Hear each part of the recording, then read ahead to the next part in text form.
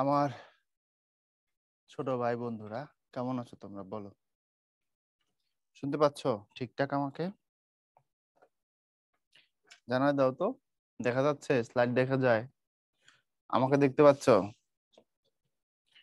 এবং শুনতে পাচ্ছ? Thank you.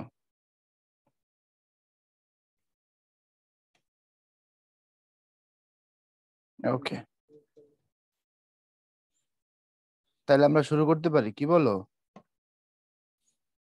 Hmm? Video clear না হয়ে যাবে ইনশাল্লাহ। আমাকে শুনতে পাও কি না, এটা খুব জরুরি। আমাকে শুনতে পাওয়াটা খুব জরুরি, সাউন্ড খুব জরুরি। ভিডিও ক্লিয়ার হয়ে যাবে ইনশাল্লাহ। ওকে, তাহলে চলো আমরা শুরু করি। কেন দেরি হলো জানতে চাইবে না? জানতে চাও? প্রশ্ন করো যে ভাইয়া কেন দেরি হলো, বলো, তারপর উত্তর দিচ্ছি। প্রশ্ন করবে না? কৌতূহল থাকা তো উচিত। আমরা তো অলরেডি 1 ঘন্টা দেরিতে ক্লাস শুরু করতে হচ্ছে। হ্যাঁ, কেন দেরি হলো? আচ্ছা, কেউ কেউ বলতেছো জানি। ওকে, থ্যাংক ইউ। ভাইয়া কেন দেরি হলো? দেরি হয়েছে কারণ এখানে তথ্য প্রযুক্তি নামের একটা মিডলম্যান আছে, বুঝছো? সে বেঁকে গেছিল। এখন তার নিয়ন্ত্রণ আমাদের হাতেই, কিন্তু কিছু সময়ের জন্য সে তো বেঁকে যেতে পারে। তোমরা যারা রজনীকান্তের রোবট ছবি দেখছো, তোমরা জানো এটা, তাই না? নিয়ন্ত্রণ হাতেই ছিল, কিন্তু মাঝখানে চিটটি কি হয়ে গেছিল, বিগড়ে গেছিল। বিগড়ে যাওয়ার পরে সে ধ্বংসলীলা চালায় দেয়, তারপরে তার ব্যাটারি গুলো জাদু করে পাঠাই দিয়েছিল। তো নিয়ন্ত্রণ আমরাই করি, কিন্তু মাঝে মধ্যে তারা কি হয়, তারা বিগড়ে যায়। তো বিগড়ে যাওয়ার পরে 1 ঘন্টায় আবার আমরা কি করছি, সব নিয়ন্ত্রণে নিয়ে আসছি। এই হচ্ছে ব্যাপার। যদি আমরা আদৌ শুরু করতে না পারতাম, তাইলে এটা আমাদের ব্যর্থতা হইতো। কিন্তু এটাকে আমি ব্যর্থতা বলবো না, এটা বলতে পারো ইটস এ মিস্টেক। তো যেহেতু প্রবলেম ছিল, আমরা আবার ইনশাল্লাহ শুরু করছি, নো প্রবলেম। কথা কি বুঝতে পারছো এবার? Yes or no? তাইলে কোনো ব্যাপার না। চলো আমরা শুরু করে দিই, হ্যাঁ? আজকে খেলা হবে, আজকে দারুণ টপিক, অনেক কথা হবে টপিক নিয়ে। তো আর দেরি না করি, আমরা শুরু করি, চলো। আমাদের টপিকের দিকে তাকাও। আজকে পর্ব হচ্ছে বই পড়া, আর পর্ব জীবন সঙ্গীত। এবং সেকেন্ড পেপার থেকে তো অবশ্যই থাকবে, বুঝতেই পারো। এ হলো বই পড়া, এ হলো জীবন সঙ্গীত। আজকের টপিকে প্রথম পত্র বেশি কঠিন, দ্বিতীয় পত্র সহজ। ভালো মতো শুনে রাখো। আজকের ক্লাসে প্রথম পত্র একটু কঠিন কম্পারেটিভলি, দ্বিতীয় পত্র একটু সহজ, বুঝছো? তো প্রথম পত্র কেন কঠিন বললাম, কারণ প্রথম পত্রে 2টা কঠিন টপিক আছে। এক, বই পড়া। জীবন সঙ্গীত মোটামুটি কঠিন তোমার মনে হয়, কিন্তু জীবন সঙ্গীতের উপস্থাপনের মধ্যে কিছু ভিন্নতা আছে। থটটা খুব সহজ। বিশেষত তোমার বইয়ের সব থেকে আকর্ষণীয় এবং কঠিন গদ্যগুলোর একটা বই পড়া, যদি আমার কাছে খুব ভালো লাগে, আমি পছন্দ করি পার্সোনালি বই পড়া লেখাটাকে। ঠিক আছে, তো চলো আমরা বই পড়া নিয়ে শুরু করি, এবং বই পড়া রাইটার সম্পর্কে আমরা একটু জানবো। বই পড়া যিনি লিখেছেন, ওনার নাম হচ্ছে প্রমোদ চৌধুরী, এবং তার জীবনে অনেকগুলো গুরুত্বপূর্ণ কাজ আছে। কোনটাকে তুমি সব থেকে বেশি গুরুত্বপূর্ণ বলে মনে করো, আমাকে একটু জানাই দিবা। বলো তো, প্রমোদ চৌধুরীর কোন কাজটা তার মাস্টারপিস?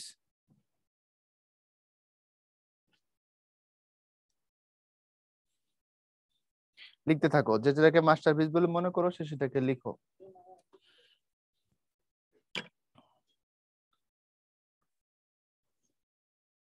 বোর্ডটা বেশি জম হয়ে গেছে।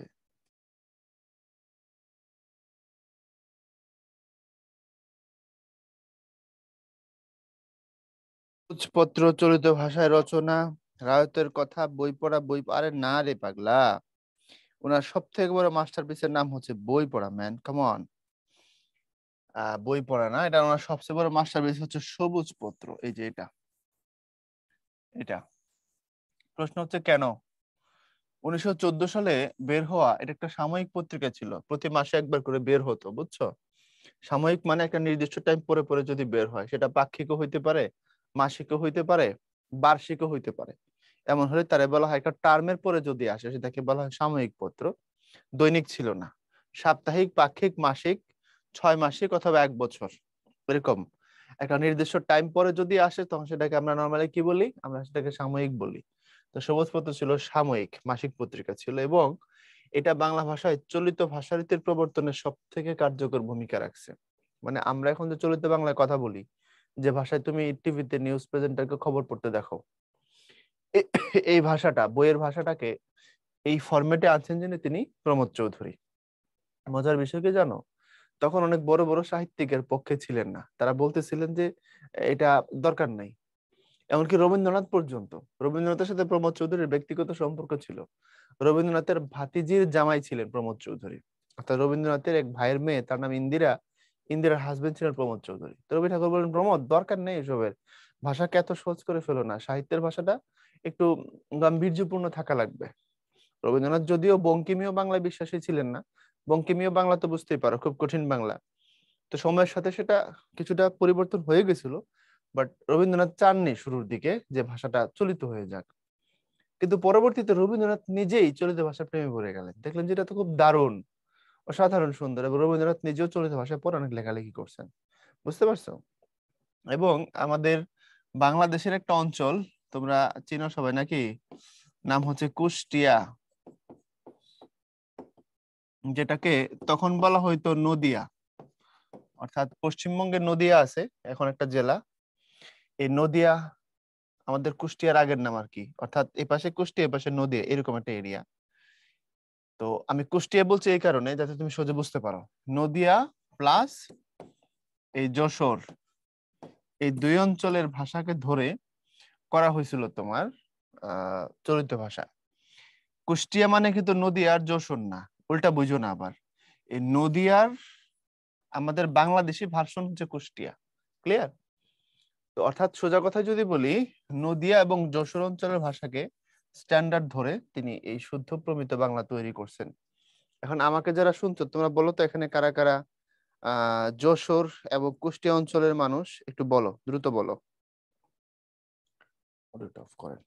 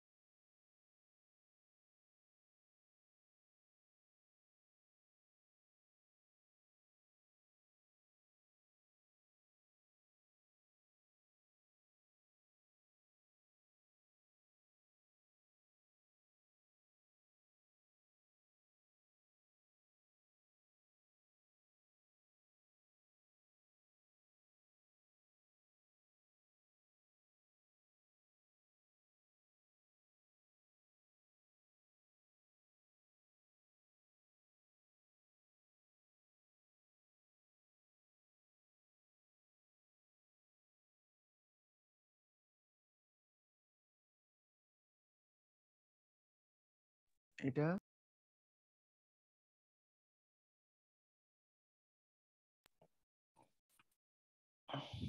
তোমরা অনেকে আসো এই এলাকা থেকে, অলরেডি জানাইছো,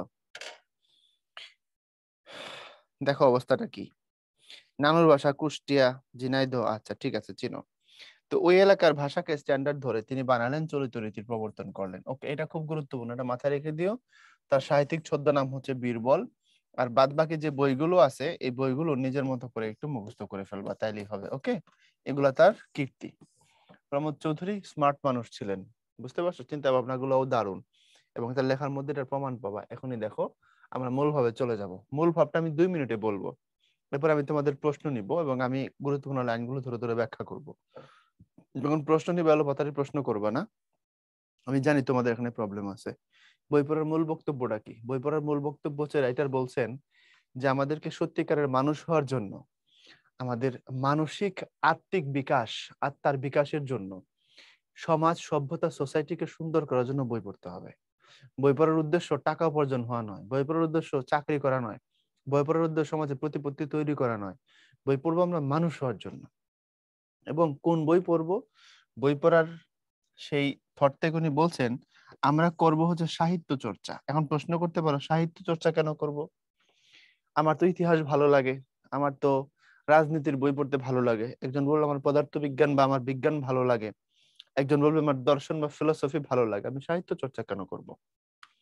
এখানে প্রমোদ চৌধুরী খুব দারুণ একটা লজিক দিয়েছেন। উনি বলছেন যে সাহিত্য হচ্ছে গঙ্গার মতো, মানে নদী, অর্থাৎ একটা নদীতে প্রচুর পানি বয়ে যাচ্ছে, এটা হচ্ছে সাহিত্য। এখান থেকে তুমি যদি একটু পানি তুলে নাও, এটা ফিজিক্স, উপাস থেকে একটু নিলে এটা রাজনীতি, উপাস থেকে একটু নিলে এটা হচ্ছে তোমার দর্শন, উপাস থেকে একটু নিলে সেটা ধর্মতত্ত্ব, উপাস থেকে আরেকটু নিলে এটা সমাজ বিজ্ঞান, উপাস থেকে আরেকটু নিলে সেটা ইতিহাস।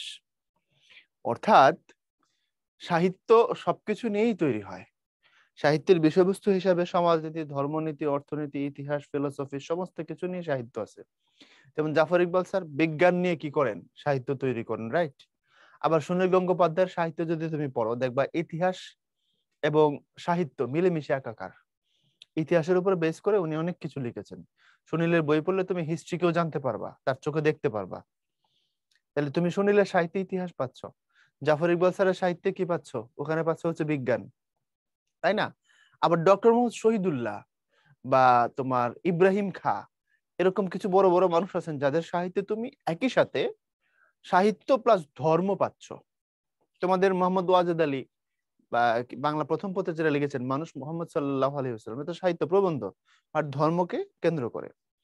এভাবে সাহিত্যের সবকিছু আছে। যেহেতু সাহিত্যের সবকিছু থাকে, অল থিংস এক্সিস্ট করে এই জায়গায়, এই জন্য রাইটার বলছে মানুষ হইতে হলে সব থেকে ফোকাসড হওয়া লাগবে কিসের উপর? সাহিত্যের উপর। তুমি যখন সাহিত্য চর্চা করবা, তোমার মনের পছন্দের সবকিছু এখানে পেয়ে যাবা। আর বাদ বাকি জিনিসগুলো মন গঙ্গার তোলা জল, অর্থাৎ সেখান থেকে নেয়া একটু একটু করে উইং, সবকিছুর দেখা পাবা যেখানে, সেটা সাহিত্য। এই জন্য সাহিত্য যদি তুমি চর্চা করো, তুমি যদি এই ভুবনে আসো, তাহলে মানুষ হবা, আত্মিক বিকাশ তৈরি হবে। বুঝছো না বুঝো নাই? আমি তোমাকে কিছু প্র্যাকটিক্যাল উদাহরণ দিয়ে দিব, এখনই বুঝাই দিব, একদম ধরে বুঝাই দিব। দেখো, বুঝো, বিষয়টা হচ্ছে তুমি তুমি নর্মালি খুব খেয়াল করবা, তুমি নর্মালি দেখো, বিজ্ঞানী যারা, বিজ্ঞানীরা খুব জ্ঞানী মানুষ। আমার কথাটাকে ইন জেনারেল কনসেপ্টে চিন্তা করো। যারা বিজ্ঞানী তাদের আবিষ্কার দিয়ে পৃথিবীতে ধ্বংসলীলা হয়, তাদের আবিষ্কার দিয়ে পৃথিবীতে দারুণ দারুণ কাজ হয়। এর মানে হচ্ছে বিজ্ঞানীরা তাদের ব্রেনকে ধ্বংসাত্মক ওয়েতে ব্যবহার করেন। এখন তো ওপেন হেইমান নিয়ে সবাই মাতামাতি করতেছে, এর আগে তো কেউ জানতো না নাকি? ওপেন হেইমান একজন বিজ্ঞানী আমেরিকান, যিনি ম্যানহাটন প্রজেক্টে কাজ করেছিলেন এবং ম্যানহাটন প্রজেক্টের পরমাণু বোমার যে টিম সেটাকে লিড করছিলেন, একজন রোগা পটকা মানুষ। এবং ওনার হাত দিয়ে কি হয়েছে, আলটিমেটলি পরমাণু বোমা তৈরি হয়েছে। আবার তার ভয়াবহতা তোমরা বুঝতেই পারো। তো বিজ্ঞানীদের মধ্যে ভালো আছে খারাপ আছে, রাজনীতিবিদদের মধ্যে ভালো আছে খারাপ আছে, কিন্তু মোটামুটি খেয়াল করলে দেখো, কবি সাহিত্যিক যারা, তারা আসলে একটু এই ঝামেলা থেকে দূরে। তারা একটু দেখো ভাবুক টাইপের মানুষ, তারা দুর্নীতিতে নাই, মারামারিতে নাই, তাই না? কাউকে হামলা করাতে নাই, কারো ক্ষতি করাতে নাই। অর্থাৎ সাহিত্য মানুষকে সুন্দর করে ফেলে। Yes or no? জবাব দাও, কথা বুঝছো কিনা? উনি রিগ্রেটও করছিল, হ্যাঁ রিগ্রেট তো করছিল ভাইয়া, ডেফিনেটলি। একজন প্রশ্ন করছো যে উনি রিগ্রেট করছিল, অবশ্যই। মানুষ যেহেতু, একটা মানুষ 100% খারাপ হয় কি? কখনোই না। 97% খারাপ হতে পারে, 2% সে মানুষ থাকবে, শিওর। তো রিগ্রেট করা, তোমাকে মনে করো মাথায় একটা বাড়ি দিলাম আমি, দিয়ে তোমার মগজটা এদিক দিয়ে কিছু ফেলাই দিলাম, তারপরে আমি বললাম যে আই এম সো সরি, আমার খুব খারাপ লাগতেছে, আমি আসলে ভুল করছি। এই রিগ্রেটের মূল্য কি বলো? উত্তর দিতে পারবো, বুঝাতে পারবো আমাকে তুমি? আমি একবারে দিয়ে তোমার মগজ ফেলাই দিলাম, ঘিরু ফেলাই দিলাম রাস্তায়, দিয়ে অনেক রিগ্রেট করলাম, তো তোমার মগজ আসবে? তো এখন এগুলা নাথিং। অনেক সাহিত্য মানুষদের উস্কে দেয় সাহিত্য ব্যবহার করে, এগুলোর কথা বলছো। হ্যাঁ, আমি সেটাই বলছি। আমি বলছি যে ইন জেনারেল যদি কনসেপ্টে চিন্তা করে, সাহিত্যিকরা ভালো। আর যারা মানুষকে উস্কে দেওয়ার কাজ করে কেবলমাত্র তাদের লেখার মাধ্যমে, ওরা আসলে সাহিত্যিক হয়ে ওঠেনি, তারা কলমবাজ। তো কলমবাজ আর সাহিত্যিক দুটার মধ্যে অনেক পার্থক্য, আকাশ পাতাল তফাৎ। কথা বুঝো নাই? কেউ যদি এখন লিটমাসের টেস্ট করে বলে যে অ্যাসিড নীল লিটমাসকে লাল করে আর ক্ষার লাল লিটমাসকে নীল করে, so I M A scientist, ওরে যেমন সায়েন্টিস্ট বলা যাবে না, যে কলমের মাধ্যমে সমাজ নষ্ট করে উস্কে দেয় ওরে সাহিত্যিক বলা যাবে না। You got your answer? Okay ভাইয়া, বুঝছো কি? এখন আসো, আমরা যেখানে যাচ্ছিলাম, কলম নিয়ে পিছে লাগলেই তো তারা সাহিত্য বলা যাবে না। সাহিত্য ভিন্ন জিনিস। সাহিত্যিক বললে তুমি কাকে বুঝো? সাহিত্যিক বললে তুমি বুঝো রবীন্দ্রনাথ, নজরুল, মাইকেল, জসিমউদ্দিন, বেগম রোকেয়া ইত্যাদি ইত্যাদি, তাই না? সো সংজ্ঞাটাকে আগে ক্লিয়ার হও, আগে সংজ্ঞা ক্লিয়ার হও, তাই না? ওকে ভাইয়া, এরপরে আসো, আমরা যেখানে ছিলাম মূল কথাগুলো নিয়ে আলোচনা করব। এখানে মূল ভাব এবং সাহিত্যের তোমার বই পড়াতে কিছু গুরুত্বপূর্ণ কথা আমরা এখানে নিছি। ভাইয়া এগুলোকে কিছু জায়গা আমি ধরে ধরে ব্যাখ্যা করে দেবো। আমি জানি তোমার কোথায় প্রবলেম নর্মালি, সেই জায়গাগুলো আমি তোমাকে ব্যাখ্যা করব। 1 নম্বর, দেখো, ডেমোক্রেসি সাহিত্যের সার্থকতা বুঝে না, বুঝে শুধু অর্থের সার্থকতা। এটাতে তোমাদের প্রবলেম আছে? ইয়েস। আসো সেটাকে ব্যাখ্যা করে দিচ্ছি। আমার দিকে তাকায় থাকবা চোখ বড় বড় করে, যত বেশি তাকাইতে পারো। কিন্তু চ্যাট বক্সে লিখলে বুঝবা না, এটা অনেক হাই থট। এটা আমি নর্মালি বিসিএস এ পড়াই, বুঝতে পারছো? বড়দের বিসিএস পরীক্ষা দিলে এটা লাগে, মনে করো আজকে তোমার একটু পড়তে হবে, কিছু করার নেই। ডেমোক্রেসি মানে এখানে গণতন্ত্র না, ডেমোক্রেসি মানে হচ্ছে এখানে পুঁজিবাদ, ক্যাপিটালিজম। তোমাদের বিজিএস বইয়ে দেখবা ধনতন্ত্র এবং সমাজতন্ত্র, তার পার্থক্য আছে। ধনতন্ত্র মানেই হচ্ছে পুঁজিবাদ, এটাকে ডেমোক্রেসি বলে। অর্থাৎ 7-8টা শব্দ আছে, সবগুলোর অর্থ হচ্ছে পুঁজিবাদ। যেমন ডেমোক্রেসি, ক্যাপিটালিজম, তারপরে গ্লোবালাইজেশন, তারপরে তোমার হচ্ছে এরপরে আমরা লিবারালিজম, কলোনিয়ালিজম, নিউ কলোনিয়ালিজম, এরকম প্রত্যেকটা জিনিসের মূল কথা যেটা, সেটা হচ্ছে পুঁজিবাদ। সেটার মূল কথা হচ্ছে ওপেন মার্কেট পলিসি। তো এই ওপেন মার্কেট পলিসি মানে কি? ওপেন মার্কেট পলিসি মানে হচ্ছে বাজার সবার জন্য ওপেন থাকবে। অর্থাৎ আমার দেশে অন্য দেশের পণ্য আসবে, অন্য দেশে আমার দেশের পণ্য যাবে, সবার জন্য সবার মার্কেট ওপেন। কথা ঠিক আছে? এখন মার্কেট ওপেন হলে তুমি বলতেছো ভাইয়া ভালো, আমি অন্য দেশে নিয়ে আমার প্রোডাক্ট সেল করবো, এটা তো খুব সুন্দর। হ্যাঁ, তোমার কাছে মনে হচ্ছে এটা সুন্দর, কিন্তু এটা আসলে সুন্দর না। কেন সুন্দর না ওপেন হইলে? দেখো তো, আমরা পৃথিবীতে অন্য দেশে গিয়ে বেশি সেল করি, না তারা আমাদের দেশে বেশি সেল করে? বলো তো কোনটা করি, বাস্তবে কোনটা ঘটে?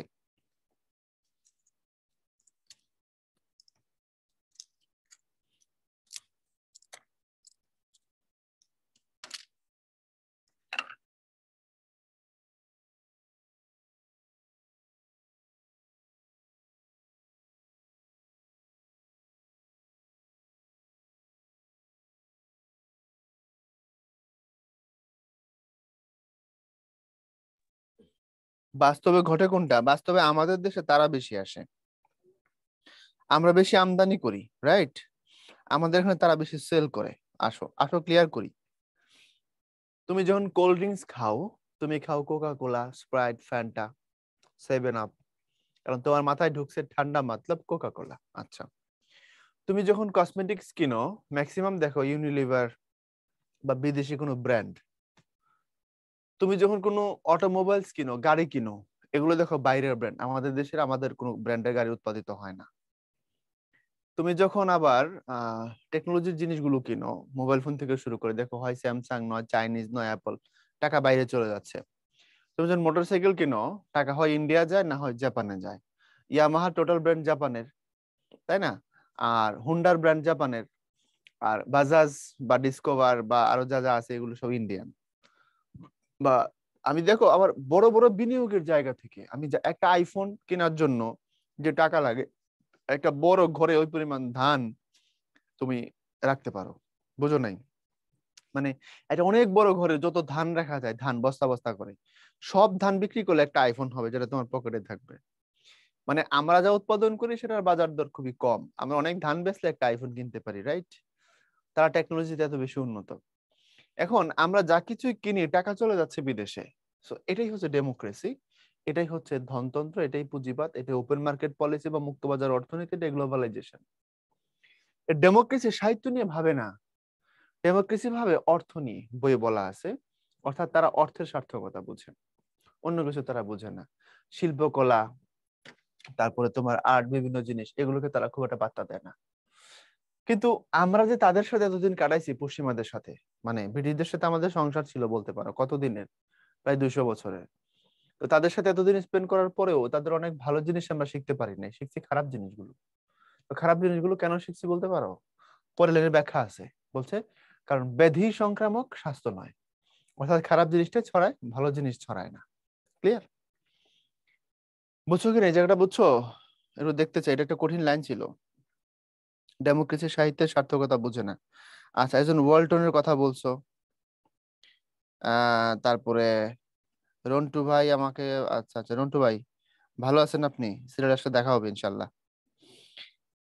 তো এখন অনেকে বলতেছো যে আমাদের ওয়ালটন তো ভালো করতেছে। হ্যাঁ হ্যাঁ, দারুন, ওয়ালটন ভালো করতেছে। দেখো টিভি আর ফ্রিজ এই দুইটা সেক্টর যদি আমরা ধরি, আমাদের দেশের মার্কেটে ওয়ালটন ভালো করতেছে, বা আমাদের ফ্রিজের মার্কেট বেশি, ম্যাক্সিমাম জায়গায় ওয়ালটনের হাতে। কিন্তু তুমি কি জানো যে এই মূল পার্টস গুলো বাইরে উৎপাদন হয়, ওয়ালটন নিয়ে এসে অ্যাসেম্বল করতেছে। একটা অংশ আমার দেশে উৎপাদন হচ্ছে, আরেকটা অংশ বাইরে থেকে আনতেছে তারা। তবে এটা প্রশংসাযোগ্য যে Walton day by day develop করতেছে। পৃথিবীতে যে নেশন গুলো ডেভেলপ করছে এভাবেই করছে, day by day. Clear? So আমরা চাই একদিন ওয়ালটন এভাবে কি করুক, নিজেরাই স্বয়ংসম্পূর্ণ হয়ে যাক। এভাবেই তো আমাদের ডেভেলপ হইতে হবে, নাহলে আমরা পরনির্ভরশীল হয়ে থাকবো আর কত। আচ্ছা, তারপরে আসো আমরা এর পরের অংশ যদি আবার যাই। আচ্ছা, অর্থের সার্থকতা মানে কি? অর্থাৎ টাকা ছাড়া আর কিছু বুঝে না। একজন বলছে খারাপ জিনিস, তাদের কাছ থেকে আমরা কি কি শিখছি। সাধারণ প্রশ্ন ছিল। কে প্রশ্ন করেছো? প্রশ্ন করেছো হচ্ছে আমিরা।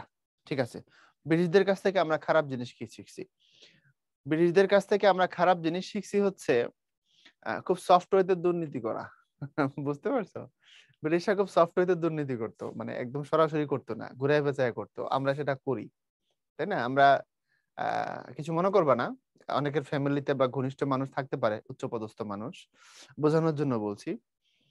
আহ, একবার আমাদের আহ, ঢাকার একটা বড় প্রতিষ্ঠানে, সরকারি প্রতিষ্ঠানের একজন চিফ মানুষ, তার একটা ভিডিও ভাইরাল হয়ে গেছিল অনেক আগে, সেটা 7-8 বছর আগে। তাও অনেকেই দেখছে ভিডিও, গোপনে ক্যামেরায় ধারণ করা। রমজান মাস, তো উনি বলছে যে এখন টাকাটা নিবেন না, উনি ইফতারের পরে নিবেন। এখন রোজা আছেন, তাই উনি ঘুষ নিবেন না। বুঝতে পারছো? মানে ক্লায়েন্টকে বলতেছে এখন না, আমি ইফতারের পরে নিব টাকাটা, এখন রোজা আছে, ঘুষ এখন নিব না। তো আরেক লোক বলছিল যে তাড়াতাড়ি দেন, নামাজে যাব। মানে টাকা তাড়াতাড়ি নিয়ে যাবে হচ্ছে নামাজে। তো আমি একটু ধরাই দিলাম, বাকিগুলো নিজেরা বুঝে নিও। বীজদের কাছ থেকে আমরা কি শিখছি, বুঝাইতে পারছি কথাটা? এক কথায় বুঝাইতে পারছি? আমি একটু ধরাই দিছি, বাকিগুলো তুমি ধরে নিও আর কি। হ্যাঁ, চা খাওয়া ব্রিটিশরা শিখেছে, এটা তো ভালো। হ্যাঁ, ব্রিটিশরা অনেক ভালো ভালো জিনিসই শিখেছে, আমাদের শাসনতান্ত্রিক সিস্টেম গুলো ব্রিটিশদের কাছ থেকে নেওয়া, কিন্তু প্রচুর খারাপ জিনিস আমরা শিখছি, চিন্তাই করতে পারবো না। আচ্ছা, এরপরে আসো, আরো কিছু লাইন আছে। এক জায়গায় একটা লাইন আছে এরকম, দেখবা ইনফ্যান্টাইল লিভারে গতাশু হয়ে যাচ্ছে। তো ইনফ্যান্টাইল লিভারে গতাশু হওয়া মানে কি? ইনফ্যান্ট শব্দের অর্থ হচ্ছে শিশু। শিশুকালেই তার লিভার নষ্ট হয়ে যাচ্ছে অখাদ্য কুখাদ্য খাওয়ার কারণে। মানে স্কুলে যখন স্টুডেন্টকে পাঠানো হয়, তখন তারা জোর করে পড়ায়া তার শিক্ষার যে শক্তি, তার যে পাওয়ার, সেটাকে নষ্ট করে দেয়া হয়। মানে হচ্ছে দেখো, একজন কবি যখন কবিতা লিখেন, উনি মনের আনন্দে কবিতা লিখেন, এবং উনি চান যে তার কবিতা পড়ে মানুষ সাহিত্যের রস আস্বাদন করবে, মানুষ বুঝবে, আহা কি সুন্দর, চিন্তার জগতে মানুষ হারায় যাবে। কিন্তু স্কুল কলেজে কি করা হয়? স্কুল কলেজে বলা হয়, তোমরা দেখো প্রাইমারিতে তোমরা পড়ছো, এই কবিতার প্রথম 10 লাইন মুখস্থ লেখো। এখন লিখতে না পারলে ওই যে মাস্টার নামের একটা বেতালা ভদ্রলোক থাকে ক্লাসে, উনি কি করেন, উনি ধরো একদম শরীরের বিশেষ জায়গায় পর্যন্ত তারা ওই বেত দিয়ে পিটান। নাকি পিটায় নাই? নাকি আমি একাই খাইছি ছোটবেলায়, তোমরা খাও নাই? কেন? যদি একটা শব্দ ভুল হয়, একটা বানান ভুল হয়, দাড়ি কমা ভুল হয়, তখন পিটানো খাইতে হয়। কেন ভাই? কবি কবিতা তৈরি করছেন কেন? কথা বলো। কবি কবিতা তৈরি করছেন, মানুষ পড়ে সেখান থেকে সাহিত্য রস ফিল করবে, সাহিত্যকে ভালোবাসবে। আর আমি সেটার উপরে পোস্টমর্টম করতেছি, কাটাছাড়া করতেছি তারে, কয়টা শব্দ আছে, কয়টা বাক্য আছে, তারপরে এটা মুখস্থ লিখো, বানান কেন ভুল হইলো, ইত্যাদি ইত্যাদি। কথা বুঝতে পারছো? আর তার চেয়েও ভয়ঙ্কর, বিশ্ববিদ্যালয়ের অ্যাডমিশন টেস্টে পরীক্ষায় প্রশ্ন আসে, এই কবিতায় এই শব্দটা কয়বার ব্যবহার করা হয়েছে। খুবই পেকুলিয়ার। সোনার তরী নামে একটা কবিতা আছে, ইন্টারমিডিয়েটে গেলে পড়বা, ওখানে প্রশ্ন হয় সোনার তরী কবিতায় সোনার তরী কথা কয়বার আসছে। জসীমউদ্দিনের বিখ্যাত কবিতা কবর, ইন্টার সিলেবাসে ছিল এক সময়, এখন আর নাই। প্রশ্ন আসতো কবর কবিতায় কবর শব্দটা কয়বার ব্যবহার হয়েছে।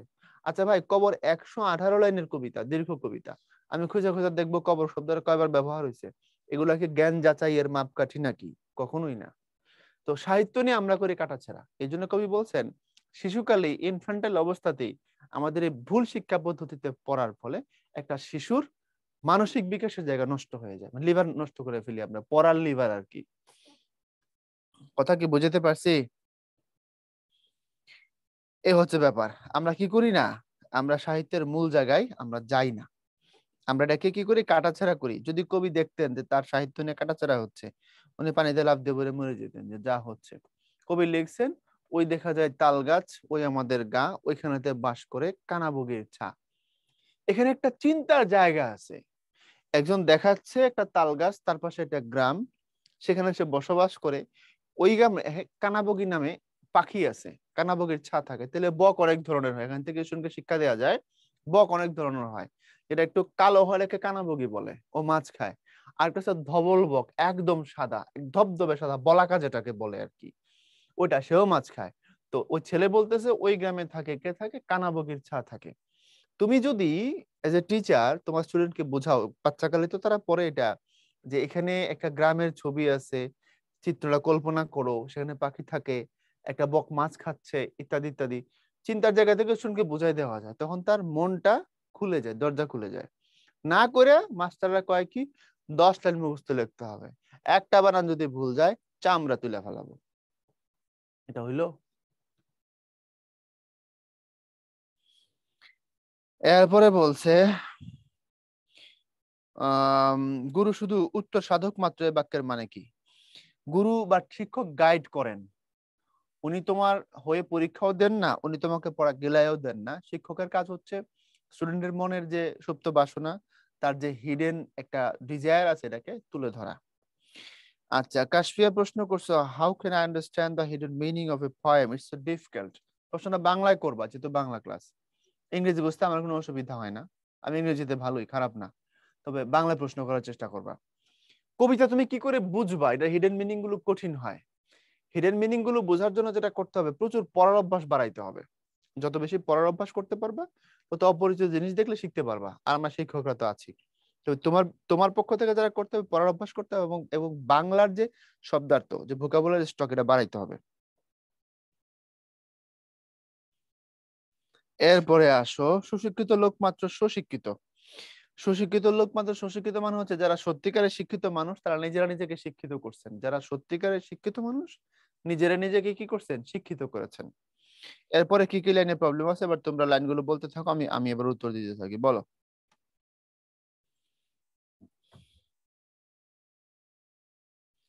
বলো বলো বলো।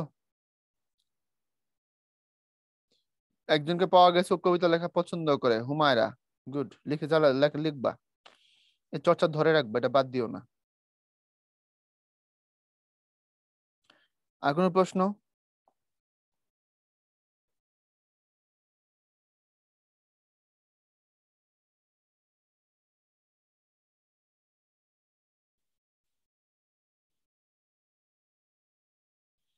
প্রবন্ধ মানে হচ্ছে একটা নির্দিষ্ট বিষয়ের উপরে যুক্তিপূর্ণ আলোচনা। কাব্যামৃত কি? কাব্য মানে কবিতা। কবিতাকে অমৃত বা মধুর সাথে কম্পেয়ার করছে। অর্থাৎ কবিতার মধ্যে এত দারুণ জিনিস আছে, কিন্তু সেখানে আমাদের অরুচি। অরুচি কেন? কারণ ওই যে মাস্টার আমার ধরে জোর করে মুখস্থ করায়, এই জন্য কবিতার রস আমি না বুঝে এটার প্রতি আমার ভয় তৈরি হয়ে গেছে। আচ্ছা, তারপরে কি বলো? আমি মাথা নিচু করে রাখছি কেন? আমার সামনে একটা ট্যাব আছে, আমি তোমার প্রশ্ন কোথায় দেখি? তোমার প্রশ্ন তোমাকে দেখতে হয়। আমার সামনে একটা ডেস্ক আছে ছোট, এবং সেখানে ট্যাব আছে যেখানে আমি তোমার প্রশ্নগুলো দেখি। তোমার ওই ক্যামেরায় তোমার সব প্রশ্ন ভাসে না, বুঝছো এবার?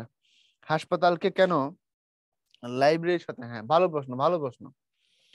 বলছে আমাদের দেশে স্কুল কলেজের থেকে লাইব্রেরির দরকার বেশি, কারণ লাইব্রেরিতে মানুষ নিজের মতো করে জ্ঞান চর্চা করবার সুযোগ পায়।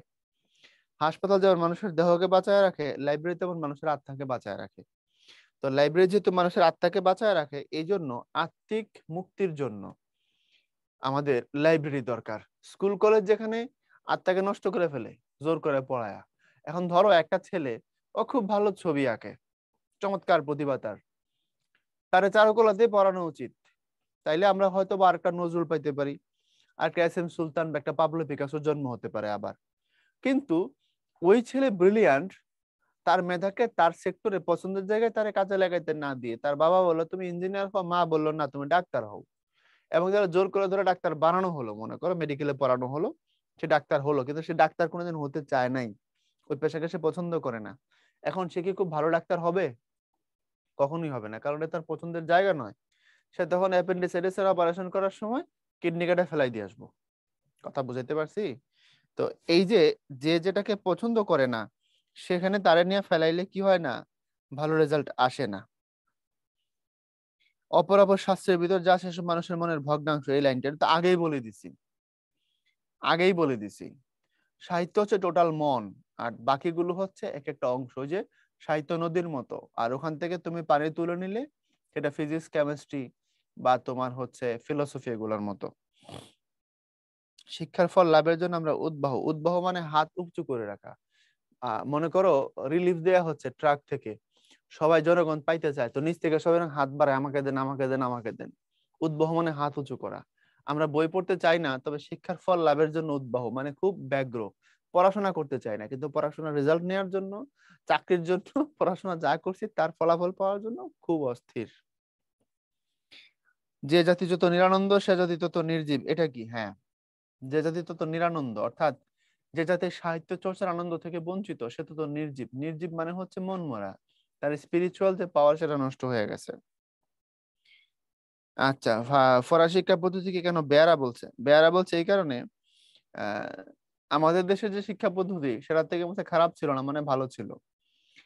তো বেয়ারা বলার অর্থ কি? বেয়ারা বলার অর্থ হচ্ছে আমরা নর্মালি আমাদের দৃষ্টিতে যে জিনিসগুলোকে খারাপ দেখি সেটাকে ব্যঙ্গ করে কবি বলছে বেয়ারা। অর্থাৎ আসলে সেটা ভালো, বাট আমাদের দৃষ্টিতে সেটা মনে হবে বেয়ারা, কারণ আমরা তো জঙ্গলি সিস্টেম অ্যাপ্লাই করি।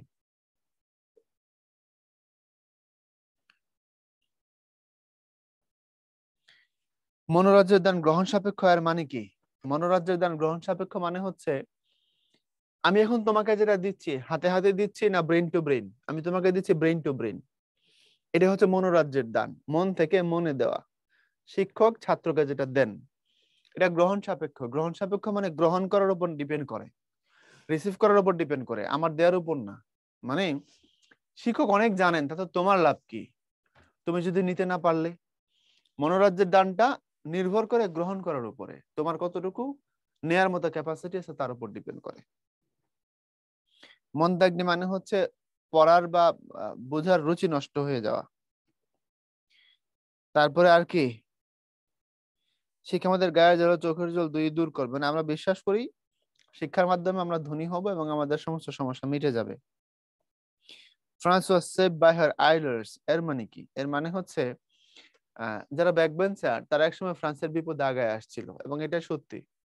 দেশের যখন বড় কোনো দুর্দিন হয়, দেশের যখন তোমার হচ্ছে রক্ত দেওয়ার দরকার হয় দেশের জন্য, খুব বড় বড় শিক্ষিত মানুষ যারা, তাদের কম অংশ এই জায়গায় পার্টিসিপেট করে, এবং যারা সাধারণ মানুষ যাদেরকে আমরা আমাদের তথাকথিত ভাষায় ব্যাকবেঞ্চার বলি, তারাই তখন সামনে আসে। ফ্রান্সেও এটাই হয়েছিল, ফ্রান্সের দুর্দিনে।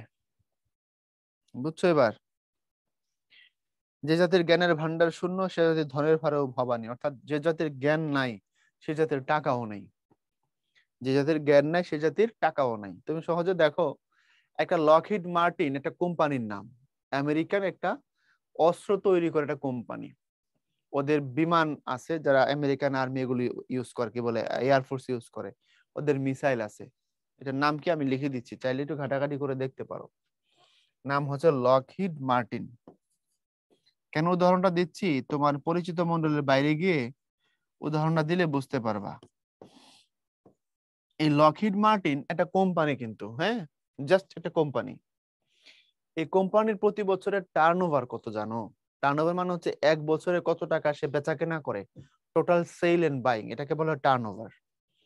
এই লকহিড মার্টিনের টার্নওভারটা পৃথিবীতে এরকম প্রায় 80 থেকে 100টা দেশ আছে যাদের টোটাল জিডিপির থেকেও বেশি, টোটাল জিডিপির থেকে বেশি এটা কোম্পানির টার্নওভার। আমি কি বুঝাতে পারছি? পৃথিবীতে 206টার মতো আমরা বলি দেশ আছে, কারণ আফ্রিকার দেশগুলো তো গরিব, 5-7টা দেশ বাদ দিলে সবগুলোই গরিব। এখানে 54টা দেশ আফ্রিকাতে, ওখানে ধরো 45-47টা। এরপরে ওশেনিয়া পলিনেশিয়া অঞ্চলে কিছু দেশ আছে ছোট। এরকম ছোট বড় বা অনেক রকমের দেশ আছে যাদের টোটাল জিডিপি, একটা দেশের জিডিপি থেকে একটা কোম্পানির টার্নওভার বেশি। এই কোম্পানি করে কি? বিমান বানায়, যুদ্ধাস্ত্র বানায়। আমেরিকার যে সব থেকে সফিস্টিকেটেড যে বিমানগুলো আছে তার একটা বড় অংশই এই কোম্পানি বানায়। যেমন তোমার এখন F-35 লকহিড মার্টিনের বানানো, তারপরে তোমার B2 যদি দেখো এটা মারাত্মক একটা বিমান, বিটু লিখে দিলাম, সার্চ করে দেখে আসো, একদম ঈগল পাখির মতো, দেখলে মনেই হবে না এটা বিমান। এরকম মারাত্মক লেভেলের ডিজাইন আছে ওদের, এবং US army, US navy, US air force ওদের কাছ থেকে অস্ত্র নেয়। It's a company. তাহলে এখন বোঝো এটা কোম্পানির টার্নওভার এত বেশি, সে বাইরের দেশে প্রোডাক্ট বিক্রি করে এত টাকা দেশে ঢুকায় ফেলতেছে। অ্যাপলের কথা না হয় বাদই দিলাম, অ্যামাজনের কথা না হয় বাদই দিলাম, এক নেটফ্লিক্সের দিকে তাকায় দেখো কত টাকা তার ইনকাম করে। এগুলো সবকিছু হচ্ছে নলেজ দিয়ে, রাইট? মার্ক জাকারবার্গ বসে আছে যুক্তরাষ্ট্রে, তুমি ফেসবুক গোছাচ্ছ, টাকা সে পাচ্ছে। এটাই, যে জাতির জ্ঞানের ভান্ডার শূন্য, যার জ্ঞান নাই তার টাকাও নাই, যার নলেজ আছে তার টাকাও আছে। বুঝছো নাকি বুঝো নাই?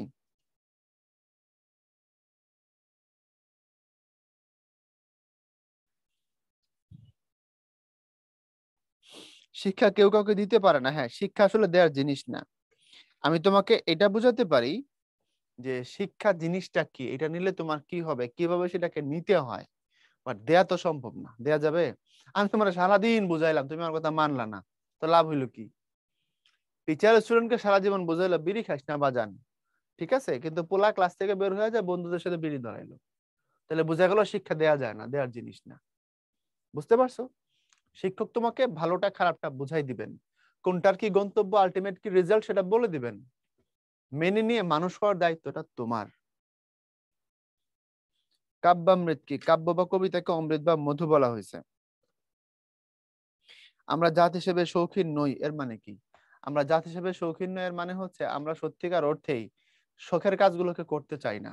আমরা আমাদের ক্ষুধা দারিদ্র, এই আমাদের পেটের দায় মেটানোর জন্য আমরা এত বেশি ব্যস্ত যে আমরা আমাদের শখ মেটানোর সময় পাই না। অন্তর্নিহিত শক্তি মানে ভেতরের শক্তি।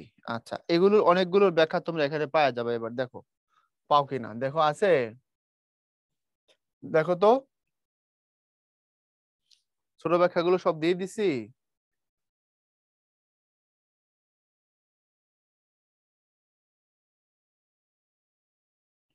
আমরা ডেমোক্রেসির সাথে সার্থকতা বোঝে না, বুঝে শুধু অর্থের সার্থকতা। এক কথা বলে দিছি, সাহিত্যের কোনো আর্থিক মূল্য নেই বলে পুঁজিবাদী সমাজে তা মূল্যহীন।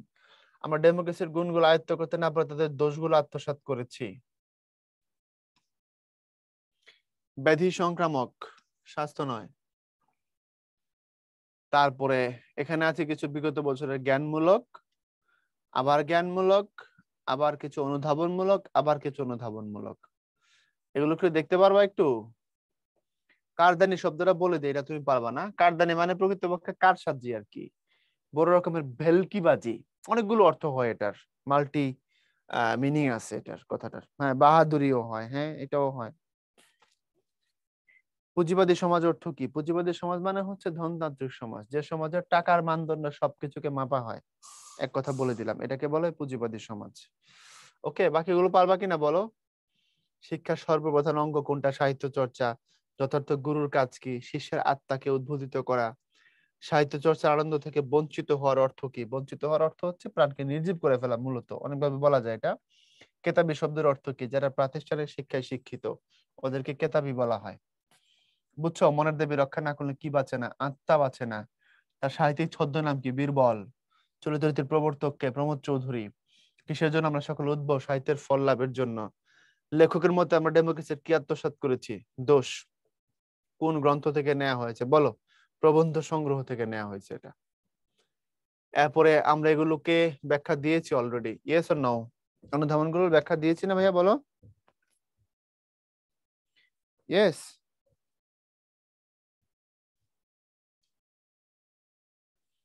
ওকে।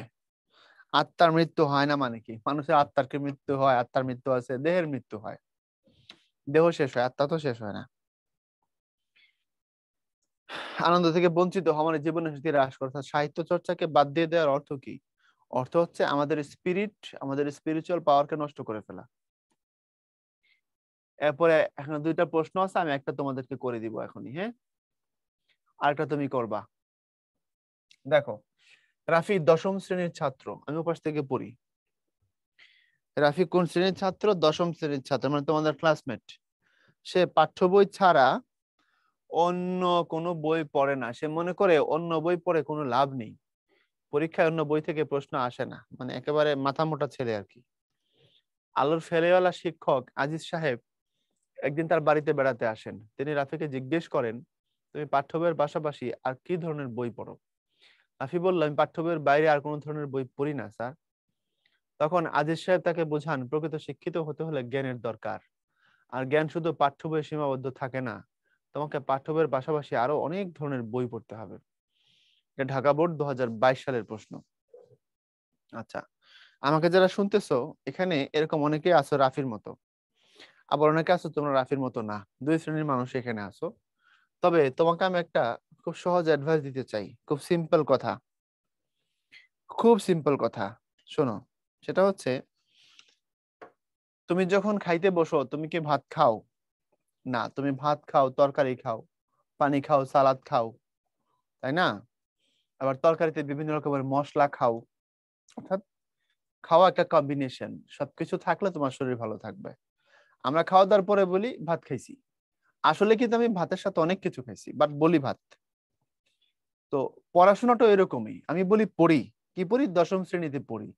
মানে দশম শ্রেণীর কিছু বই আছে, ফিজিক্স, কেমিস্ট্রি, ম্যাথ, বায়োলজি, ইতিহাস, পরিণতি, ইংরেজি, বাংলা, গণিত, এগুলো দশম শ্রেণীর বই। কথায় বোঝাচ্ছে আমি এগুলো পড়ি দশম শ্রেণীর ছাত্র হিসেবে। কিন্তু তুমি যদি শুধু ওই বইগুলোই পড়ো, এটা হবে খাবার খাইতে বইসা কেবল ভাত খাওয়ার মতো। তুমি খেতে বসে যদি শুধু ভাত খাও, যেমন পুষ্টি পাবা, যেমন লাইফ হবে তোমার, শুধু তোমার একাডেমিক বই যদি পড়ো, সেম কাহিনী হবে তোমার জন্য, একদম হুবহু মিলাই নাও। আমি বুঝাতে পারছি? যদি তুমি এর বাইরে আসো, পুষ্টি চাও, যদি তুমি সত্যিকারের হজম শক্তি চাও, যদি তুমি সুস্থতা চাও, যদি তুমি প্রাণ শক্তি চাও, দেন তোমাকে যেটা করতে হবে সেটা কি? তোমাকে ওই যে বললাম, ভাতের পরে ভাতের সাথে তরকারি খাইতে হবে, সালাদ খাইতে হবে, একটু ডেজার্ট খাইতে হবে, তাই না? অনেক কিছু তোমাকে সাথে নিতে হবে। তো স্টাডিটা একদমই সেম। তুমি যদি বাইরের জিনিসগুলোকে অ্যাড করতে পারো প্রপারলি, তাহলে যেটা হবে, তুমি সত্যিকারের মানুষ হবা, সত্যিকারের মানুষ হবা। তোমরা কি যে আমার অনার্সের সাবজেক্ট কি তুমি জানো? এটা বলো তো। আমার অনার্সের সাবজেক্ট জানো? তোমাদের বলছি? বলি নাই? কেউ কেউ জানো? আমার অনার্সের সাবজেক্ট রাষ্ট্রবিজ্ঞান, বুঝছো? আমার অনার্সের সাবজেক্ট হচ্ছে রাষ্ট্রবিজ্ঞান। ওকে, বাট আমি তোমাদের বোঝানোর জন্য বলছি, আমাকে ভুল বুঝো না। বাট আমি তোমাদের বাংলা পড়াই, আমি ইন্টারমিডিয়েটে বাংলা পড়াই, অ্যাডমিশনে পড়াই। আমাদের উত্তরণ আছে যেখানে বিসিএস পড়ে ছেলে পেলে, আমি ওদেরকে বাংলা পড়াই। আমি পড়ছি রাষ্ট্রবিজ্ঞান। আমি আমার বিসিএস এর রিটেনে সব থেকে বেশি নম্বর পাইছি বাংলাতে। কথা বুঝো? বাকিগুলোতে খারাপ পাইছি তা না, এটাতে বেশি পাইছি। আমার ভালো লাগার জায়গা ছিল এটা। তো ভালো লাগার জায়গা থাকার কারণে আমি এটাকে পড়ছি, ভালো লাগছে আমার, যেটাকে আমি এখন কি করি, পয়সা কামানোর জন্য ব্যবহার করতে পারি। ক্লিয়ার? তুমি যদি কোনো কিছুর উপরে দক্ষতা তৈরি করতে পারো, তুমি সেটাকে ভ্যালুতে রূপান্তর করতে পারবা মার্কেটে। বুঝতে পারছো আমার কথাটা? তো তোমাকে কাজ করতে হবে, পড়তে হবে, সোজা কথা। ওই যে বললাম, শুধু ভাত খেলে যে পুষ্টি পাবা, শুধু একাডেমিক বই পড়লে সেম পুষ্টি হবে তোমার মাথার, ভবিষ্যতে ওইটাই হবা। আর যদি বাইরের বই পড়তে পারো, একটা প্রচুর টোটাল স্টাডি করতে পারো, তুমি অনেক বড় মানুষ হবা। ওকে, আচ্ছা তারপরে আসো। আর এদিকে যাচ্ছি না, না না, ব্যক্তিগত কোশ্চেন করবে না। ওকে, ব্যাকরণ তো বুঝি না, একদিনে সব বুঝবা না। তোমার ধারণা আমি সব বুঝতাম না? আমি যখন 9-10 পড়তাম সব গ্রামার আমি বুঝতাম, বা পৃথিবীর এমন কে আছে যে সব বুঝে? তো তোমাকে ম্যাক্সিমাম জায়গাটাতে পৌঁছানোর চেষ্টা করতে হবে, মিনিমাম অপটিমাম লেভেল তোমাকে জানতে হবে। ওকে, তারপরে আসো, উদ্দীপকের রাফির মনোভাবে বই পড়া প্রবন্ধের কোন দিকটি প্রতিফলিত হয়েছে ব্যাখ্যা করো। উদ্দীপকের আজিজ সাহেব যেন প্রমোদ চৌধুরীর সার্থক প্রতিনিধি, মন্তব্যটি বিশ্লেষণ করো। আচ্ছা, রাফি কি করতো দেখো তো, পাঠ্য বই ছাড়া অন্য কোনো বই পড়ে না। সে মনে করে বই পড়ে লাভ নাই, পরীক্ষায় বাইরে এর বাইরে থেকে প্রশ্ন আসে না, হ্যাঁ এই বই থেকে প্রশ্ন আসে, রাইট? তাহলে রাফির মনোভাবে বই পড়া প্রবন্ধের কোন দিক, বলতো কোন দিক? বই পড়া প্রবন্ধে আমরা কি করছিলাম, কথা বলো। আমাদের দেশের অনেকের থেকে যে কাহিনী আছে রাফির সাথে, সেটার মিল আছে কিনা, কথা বলো না কেন? পেটের দায়, নামাজের আগে শেষ হবে কিনা, হ্যাঁ। ক্লাস শেষ হবে 12:40-40 মধ্যে শেষ করে দেবো, চিন্তা করো না। কোন দিকটা বলো না কেন? হ্যাঁ, অর্থ উপার্জন। আমরা কেবল আর্থিক মানে হাতে হাতে ফল পাওয়ার জন্য, ইনস্ট্যান্ট লাভের জন্য আমরা যারা সাহিত্য চর্চা করতে চাই, রাফি তার প্রতিনিধি না। তোরা বই পড়া প্রবন্ধের কোন দিক প্রতিফলিত হয়েছে? তো তুমি যদি একটা দিককে নিতে চাও, তাহলে তোমাকে বলতে হবে যে বই পড়া প্রবন্ধের আর্থিক লাভের বা বাজার দরের বা সরাসরি লাভ করার বিষয়টা এখানে প্রতিফলিত হয়েছে। দুই তিন ভাবে তুমি কথাটাকে বলতে পারো, মানে এক এক জায়গায় প্রমোদ চৌধুরী এক এক ভাবে বলছেন এই জিনিসটাকে। ওকে, অধ্যাপকের আজিজ সাহেব যেন প্রমোদ চৌধুরীর সার্থক প্রতিনিধি। হ্যাঁ, কারণ আজিজ সাহেব ওনার টিচার, তাই না? টিচার এসে কি বলছে?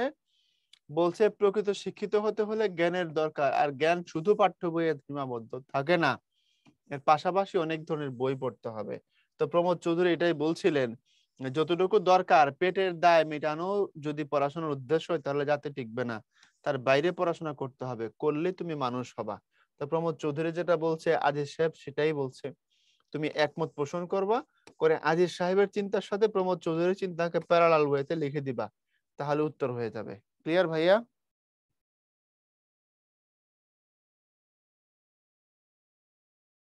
ওকে, আচ্ছা। না, এটা বলবা, তাহলে সহজ করে বলি যে বই পড়ার মাধ্যমে আর্থিকভাবে লাভবান হওয়ার দিক, এটার জ্ঞানটা এভাবে লিখবা, তাহলে সহজ হইলো। এটা তুমি নিজে করো, এটা আমি করব না। এটা রাজশাহী বোর্ড 19-এর কোশ্চেন। সবুজ পত্র কত সালে প্রকাশিত হয়? আজকের প্রথম পোল। এবং এটার জন্য তুমি সময় পাবা 30 সেকেন্ড। কয় পেজ লিখতে হবে? 1.5 পেজ সর্বোচ্চ।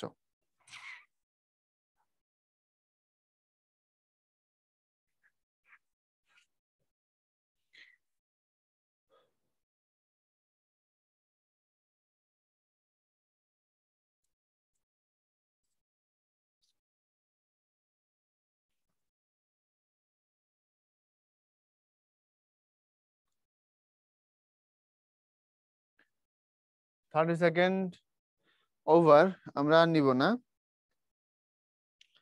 উত্তর 1914। সবুজপত্র প্রকাশিত হয়েছিল 1914 সালে। এরপরে জীবন সঙ্গীত হেমচন্দ্র বন্দ্যোপাধ্যায়, যাকে বাংলার মিল্টন বলা হয়, এবং মাইকেল মধুসূদন দত্তের পরে কাব্য রচনায় তিনি ছিলেন সবচেয়ে খ্যাতিমান, মানে ওই সময়টায় আর কি, ওই সময়টায় বুঝো, উল্টা বুঝো না আবার। মানে ওনার জন্ম মৃত্যু দেখো 1838, 1903। এই জন্য বলছে মাইকেলের পরে ওই সময় ওনার খুব সুনাম ছিল আর কি। ওকে, স্বদেশ প্রেমের অনুপ্রেরণায় তিনি বৃত্র সংহার নামক মহাকাব্য রচনা করেন। তার লাইফ কেমন দেখো তো ওখানে, 1838 এবং 1903। রবীন্দ্রনাথের কাছাকাছি সময়ের মানুষ তিনি। রবীন্দ্র যুক্ত বলা হয় 1901 সাল থেকে 41। তো রবীন্দ্রনাথ তখন ইয়াং, তাই না? রবীন্দ্রনাথ ঠাকুরের বয়স তখন কত? 1861 থেকে ধরলে 40 বছরের আশেপাশে, 37-38 বছর, তখন তিনি মারা যান। আর বৃত্র সংখ্যান এটা একটা মহাকাব্য। উল্লেখযোগ্য কাব্যগ্রন্থ চিন্তা তরঙ্গিনী, বীরবহ, আশাকারণ, ছায়াময়ী। এই ছায়াময়ী যে বইটা, এটা একটা বই আছে, দা ডিভাইন কমেডি। ইতালীয় কবি, ওনার নাম হচ্ছে দান্তে। দান্তের একটা লেখা আছে বই, দ্য ডিভাইন কমেডি। এই ডিভাইন কমেডির বলতে পারো ভাবানুবাদ এই ছায়াময়ী বইটা। সত্যিকার অর্থে আমাদের বাংলাদেশের প্রচুর বই আছে যেগুলো বাইরের সাহিত্যের বিভিন্ন দিক থেকে ভাবানুবাদ। যাও, সেদিকে আমরা না গেলাম। ভাবানুবাদ মানে মূল ভাবকে ঠিক রাখা, তারপরে নিজের মতো করে প্রকাশ করা। আমরা কবিতা চলে যাব, এটা তো তুমি জানো। কবিতায় যাই, এটা জানো এই জন্য বললাম কারণ এটা একটা মোটিভেশনাল পয়েম। আমরা যারা মানুষ হতাশ হই, কি আছে জীবনে আমার, সব ছাইরা দিয়া বন জঙ্গলে চলে যেতে চাই, আবার কেউ কেউ কি হয়, ছ্যাঁকা খায়া ব্যাকা হয়ে যায়, তারপর লাইফের অর্থ খুঁজে পায় না, তাদের জন্য এটা বলতে পারো এক ধরনের শিক্ষা এই কবিতাটা। ওকে, আমরা কবিতায় আসি চলো। খুব মজার কবিতা, আমি পছন্দ করি এটা। এবং এটা একটা ইংরেজি কবিতা মূলত, হেনরি ওয়ারসাথ লংফেলোর সাম অফ লাইফ। এটা কিন্তু পের উচ্চারণ হবে না, পি এখানে সাইলেন্ট হবে। আর সাম অফ লাইফ এই কবিতার ভাবানুবাদ, এবং যে কবিটা লিখেছেন তার নাম কি? হেনরি ওয়ারসাথ লংফেলো, একজন মার্কিন কবি। উনি 1807 থেকে 1882, এটা ওনার জীবনকাল। ওকে ভাইয়া, তো চলো আমরা কবিতার লাইনগুলো নিয়ে কথা বলি। বলো না কাতর স্বরে বৃতা জন্মে, সংসারে জীবন নিশার স্বপন, দ্বারা পুত্র পরিবার তুমি কার কে তোমার বলে জীব করো না ক্রন্দন। বলছে বলো না কাতর সুরে, কান্নাকাটি করে এই কথা বইলো না, বৃথা জন্মে সংসার। অনেকে বলে না, হাই রে পৃথিবীতে আমার জন্ম রে বৃথা, কি কামে লাগলো আমার জীবনটা, জোরেনারে পাইলাম না, সকিনারে পছন্দ করছিলাম, তার বিয়ে হয়ে গেছে রমজানের সাথে, এখন আমার আর কি হবে, তাই না? বলছে এই জাতীয় চিন্তা ভাবনা করে কোনোদিনও নিজের জীবন নষ্ট করে না, বইলো না যে তোমার জীবনে তোমার তোমার ভুলে ভরা জীবন, তোমার কিছু নাই, এসব করবে না। এ জীবন নিশার স্বপন, মনে করো না এটা রাতের বেলার স্বপনের মতো। অর্থাৎ জীবনকে কেবল স্বপন মনে করে, অর্থহীন মনে করে, সামান্য মনে করে ফেলাই দেওয়ার চেষ্টা করুন, এটা মহামূল্যবান রেখে কাজে লাগাইতে হবে। দ্বারা পুত্র পরিবার তুমি কারকে তোমার বলে জীব করো না ক্রন্দন। এই দ্বারা শব্দের অর্থ হচ্ছে স্ত্রী। দ্বারা মানে কি? স্ত্রী। বলছে দ্বারা পুত্র পরিবার মানে স্ত্রী, সন্তান বা পরিবার, তুমি কার কে তোমার বলে জীব করো না ক্রন্দন। অনেকে বলে না যে আরে আসছি একা যাবো একা, আমি কার, কে আমার, বউকে, ছেলেকে, সন্তানকে, সর্বনাশ, এটা বলা যাবে না। মনে রাখবা, সংসার ধর্মটাও একটা ধর্ম। ধর্ম মানে কি? ধর্মকটা এটা সংস্কৃত ধারাম থেকে আসছে, এর অর্থ হলো যাকে ধারণ করা যায়। অর্থাৎ পৃথিবীর যত ভালো কিছু আছে সবগুলো এক কথায় ধর্ম, মনে রাখো এটা। ওকে, আমি সহজ করে বলি। অনেকে দেখবে অফিসে ঘুষ খায়, অনেকে দুর্নীতিবাজ। তো বড় ঘুষখোরকে বা সুদখোরকে বা দুর্নীতিবাজকে আমরা বলি, আরে ওর কথা বলিস না, ওর ধর্ম নাই। ওর ধর্ম নাই মানে কি? ওর একটা পরিচয় কিন্তু আছে, হয় সে মুসলমান, নয় সে হিন্দু, নয় সে বৌদ্ধ, তাই না? বাট আমরা তাকে বলছি তার ধর্ম নাই, এর মানে তার মধ্যে ভালোত্ব নাই। তো পৃথিবীর যত ভালো জিনিস আছে এগুলোকে ধর্ম বলে, এক কথা যদি তোমাকে বোঝাতে চাই আর কি। পোলের কি বলছে, লিডার বোর্ড দেন। আরে ভাই পোল তো অ্যান্সার দিয়ে দিছি। ও হ্যাঁ, লিডার বোর্ড নাই, আজকে পাবা না। তো দেখো, বললাম যে এই যে বলছিলাম যে সংসার ধর্ম এটাও একটা ধর্ম। সুতরাং এই এটাকে অবজ্ঞা অবহেলা করার কোনো মানে হয় না। আমি আমার ইসলাম থেকে যদি বলি, রাসূল সাল্লাল্লাহু আলাইহি সাল্লাম দেখাইছেন যে স্বামী স্ত্রীর সম্পর্ক কেমন হবে, বাবার সাথে সন্তানের সম্পর্ক কেমন হবে, সন্তানের সাথে বাবার সম্পর্ক কেমন হবে, এবং বলছেন বরকতময়। লাইফের এই জায়গাগুলো বরকতময়, তুমি যখন এটাকে সুন্নতি তরিকাতে প্র্যাকটিস করবা, এটা তোমাকে জান্নাতের পথকে সহজ করে দিবে।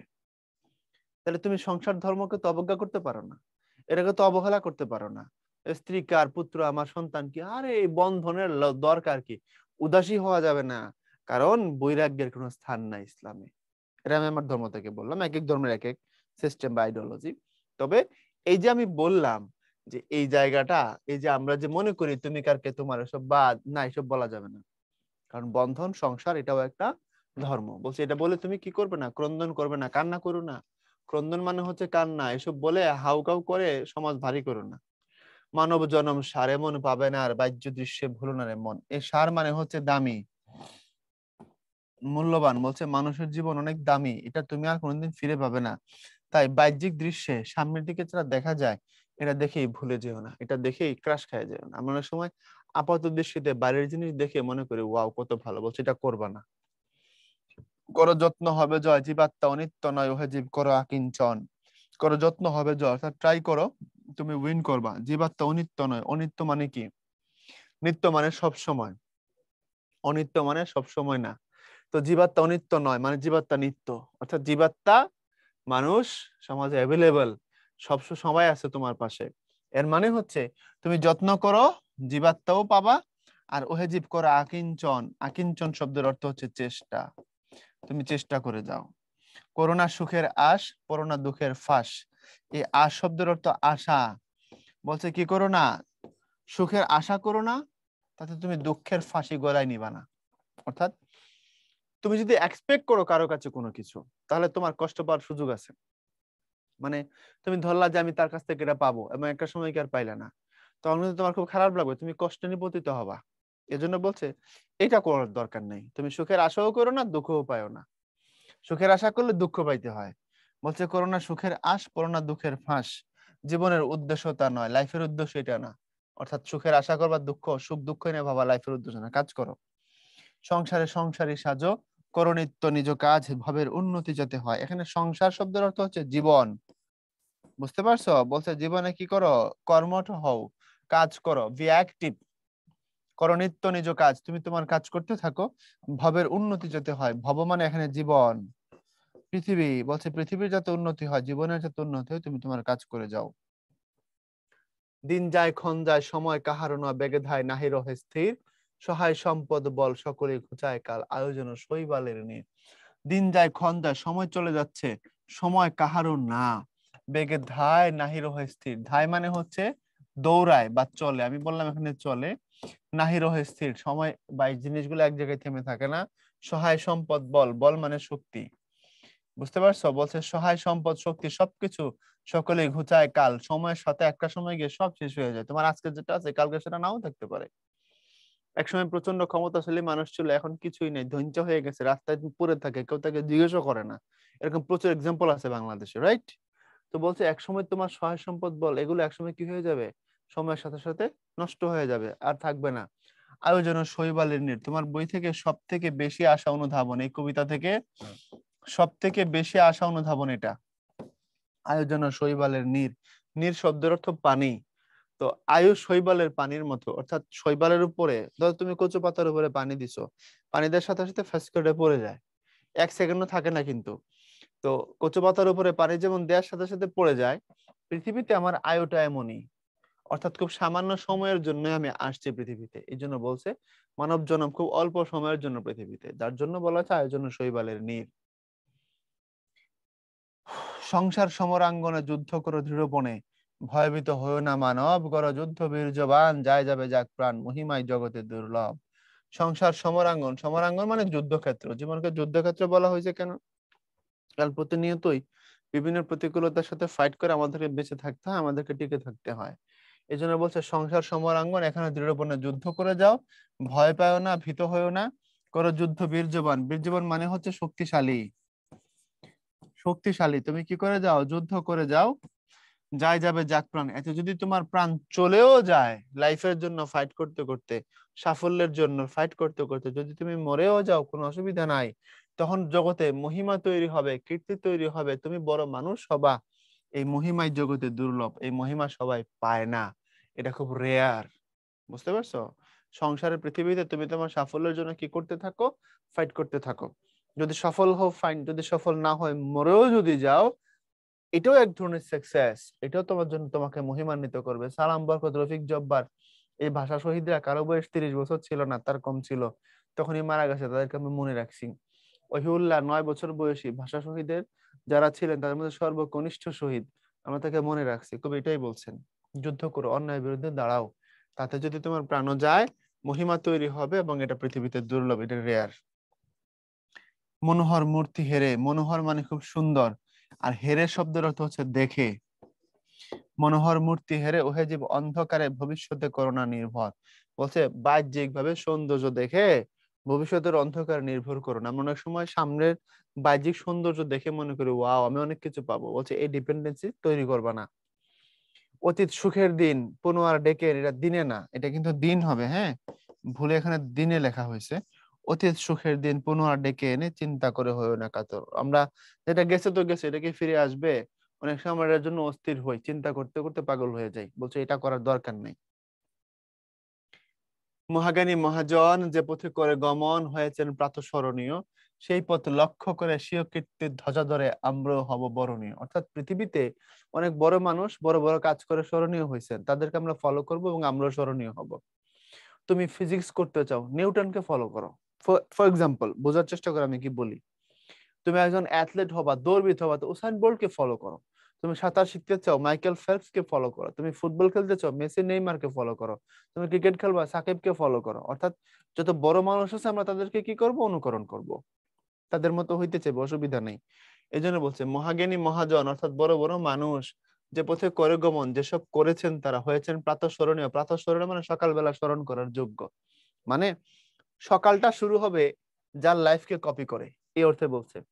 হিন্দুরা দেখবা সকালবেলা উঠে ঘুম থেকে উঠে তারা কি করে? মণ্ডপে যায় পূজা করে, তাই না? তো আমরা কি করি? সকালবেলা উঠে কি করি? ফজরের নামাজ পড়ি। আচ্ছা, তারপরে আমরা আমাদের কাজ শুরু করি।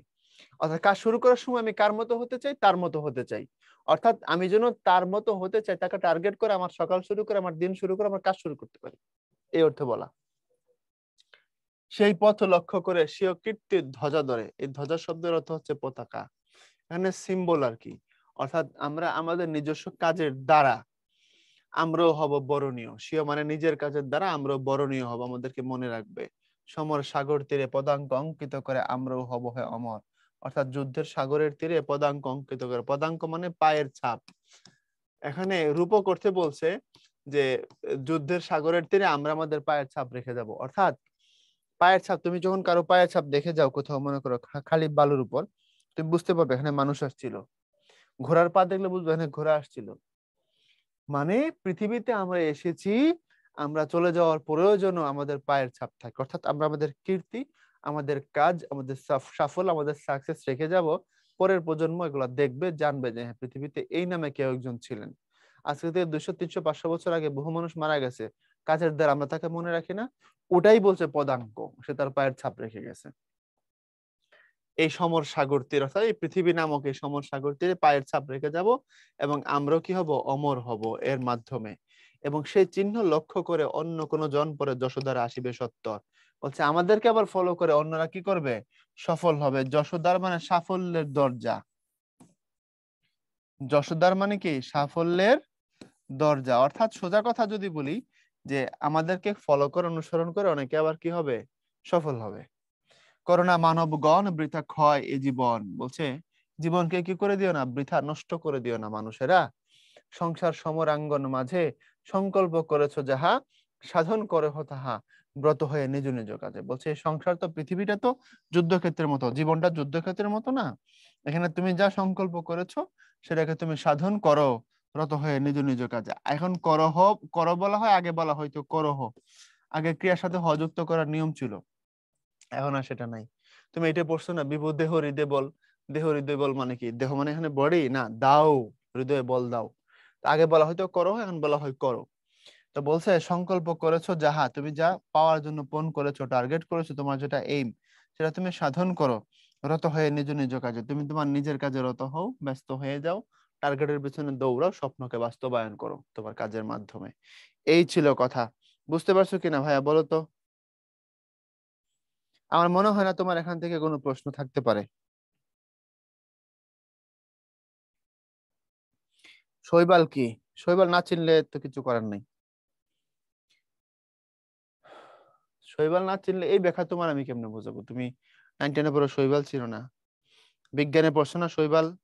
শৈবালের নীড় কি জিনিস? শৈবালের উপরে পানি, কচু পাতার উপরে পানি দিলে যেমন পড়ে যায়, শৈবাল হচ্ছে এক ধরনের ভাসমান উদ্ভিদ, পানির উপরে ভাসে। ওর উপরে এক ফোঁটা পানি পড়ছে, পড়ার সাথে সাথে সেটা গড়ায় পড়ে যায়। তো শৈবালের উপরে পানি যেমন খুব ক্ষণস্থায়ী, পৃথিবীতে আমাদের জীবনটা, আমাদের আয়ুটা এরকম ক্ষণস্থায়ী। অনিত্য মানে নিত্য নয়। আচ্ছা, কাতর স্বর এখানে দেখো দিয়ে রাখছি, পারবা? এবং দেখো প্রচুর শব্দার্থ দিছি এখানে, দেখো নিশার স্বপন, ক্রন্দন, ফাঁস, বেগে দেয়, কাল দৃঢ়পনের দুর্লভ মনোহর হেরে পুনঃ। এরপর এখানে কিছু জ্ঞানমূলক প্রশ্ন। ধ্বজা মানে পতাকা, কোন কবিতার ভাবানুবাদ? সামাফ্লাই, বৃত্ত সংখ্যার মহাকাব্য। জীবনের উদ্দেশ্য কি নয়, দুঃখের ফাঁস পড়া জীবনের উদ্দেশ্য নয়। বাহ্য দৃশ্য শব্দের অর্থ কি? বাইরের জিনিসের প্রতি আকর্ষণ আর কি, হ্যাঁ, বাইরের রূপ, বাইরের রূপ। আচ্ছা, এগুলো পারবা কিনা বলো, ভাই একটা দিয়েছি কিনা? Yes or no? দিয়েছি সবগুলো লাইনে। যশোদার মানে সাফল্যের দরজা, লিখেই তো দিছি। আচ্ছা, এখানে কিছু প্রশ্ন দিয়ে রাখলাম, ওগুলো দেখবা। দেন একটা কোশ্চেন আছে, এটা তুমি করবা, প্রশ্নটা করিয়ে দিছি ভাইয়া। এবং আমরা সেকেন্ড পেপার শুরু করব। আর সেকেন্ড পেপারের আগে তোমাদের জন্য একটা ছোট্ট ব্রেক দিব। কতক্ষণ দিব ব্রেকটা? সিঙ্গেল একটা ব্রেক হবে, কতক্ষণ চাও? ছোটখাটো 3 মিনিট, এর বেশি না, কারণ আমাদের নামাজ আছে তো, আমরা আবার শেষ করতে হবে। বেশিক্ষণ লাগবে না, 20-25 মিনিটের ব্যাপার।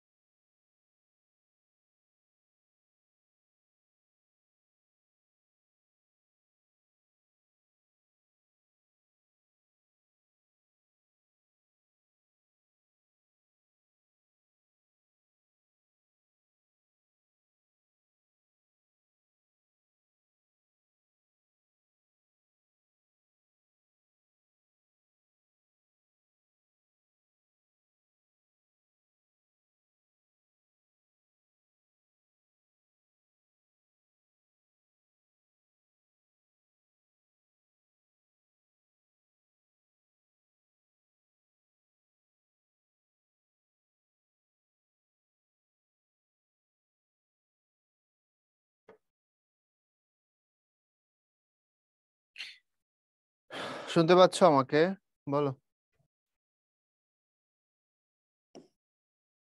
এখন শোনো, এই ছকটা দেখলে আমরা অনেক সময় ঘাবড়াই যাই, আল্লাহ এটা কেমনে পড়বো, এটা তো বুঝবই না, কি লিখছে এরকম মনে হয় আমাদের। হ্যাঁ, আমি তোমাদের প্রথমত বলি, আমার কথা আগে শোনো, বোঝার চেষ্টা করবা, পরে আগে শুনবা। ঠিক আছে, আমি কি বলি দেখো। তুমি স্বরধ্বনিকে উপরে দেখো বলছো, উচ্চারণের সময় জিভের উচ্চতা অনুযায়ী, জিভের সম্মুখ পশ্চাৎ অবস্থান অনুযায়ী এবং ঠোঁটের উন্মুক্তি অনুযায়ী স্বরধ্বনিকে ভাগ করা হয়। অর্থাৎ আমরা যখন কথা বলি, জিহ্বাকে কোন অবস্থায় রাখি, সামনে রাখি না পেছনে রাখি, উপরের দিকে নিয়ে বলি না নিচের দিকে নিয়ে বলি, কোন ধ্বনি উচ্চারণ করার সময় কোথায় রাখি, তার উপর ডিপেন্ড করতেছি।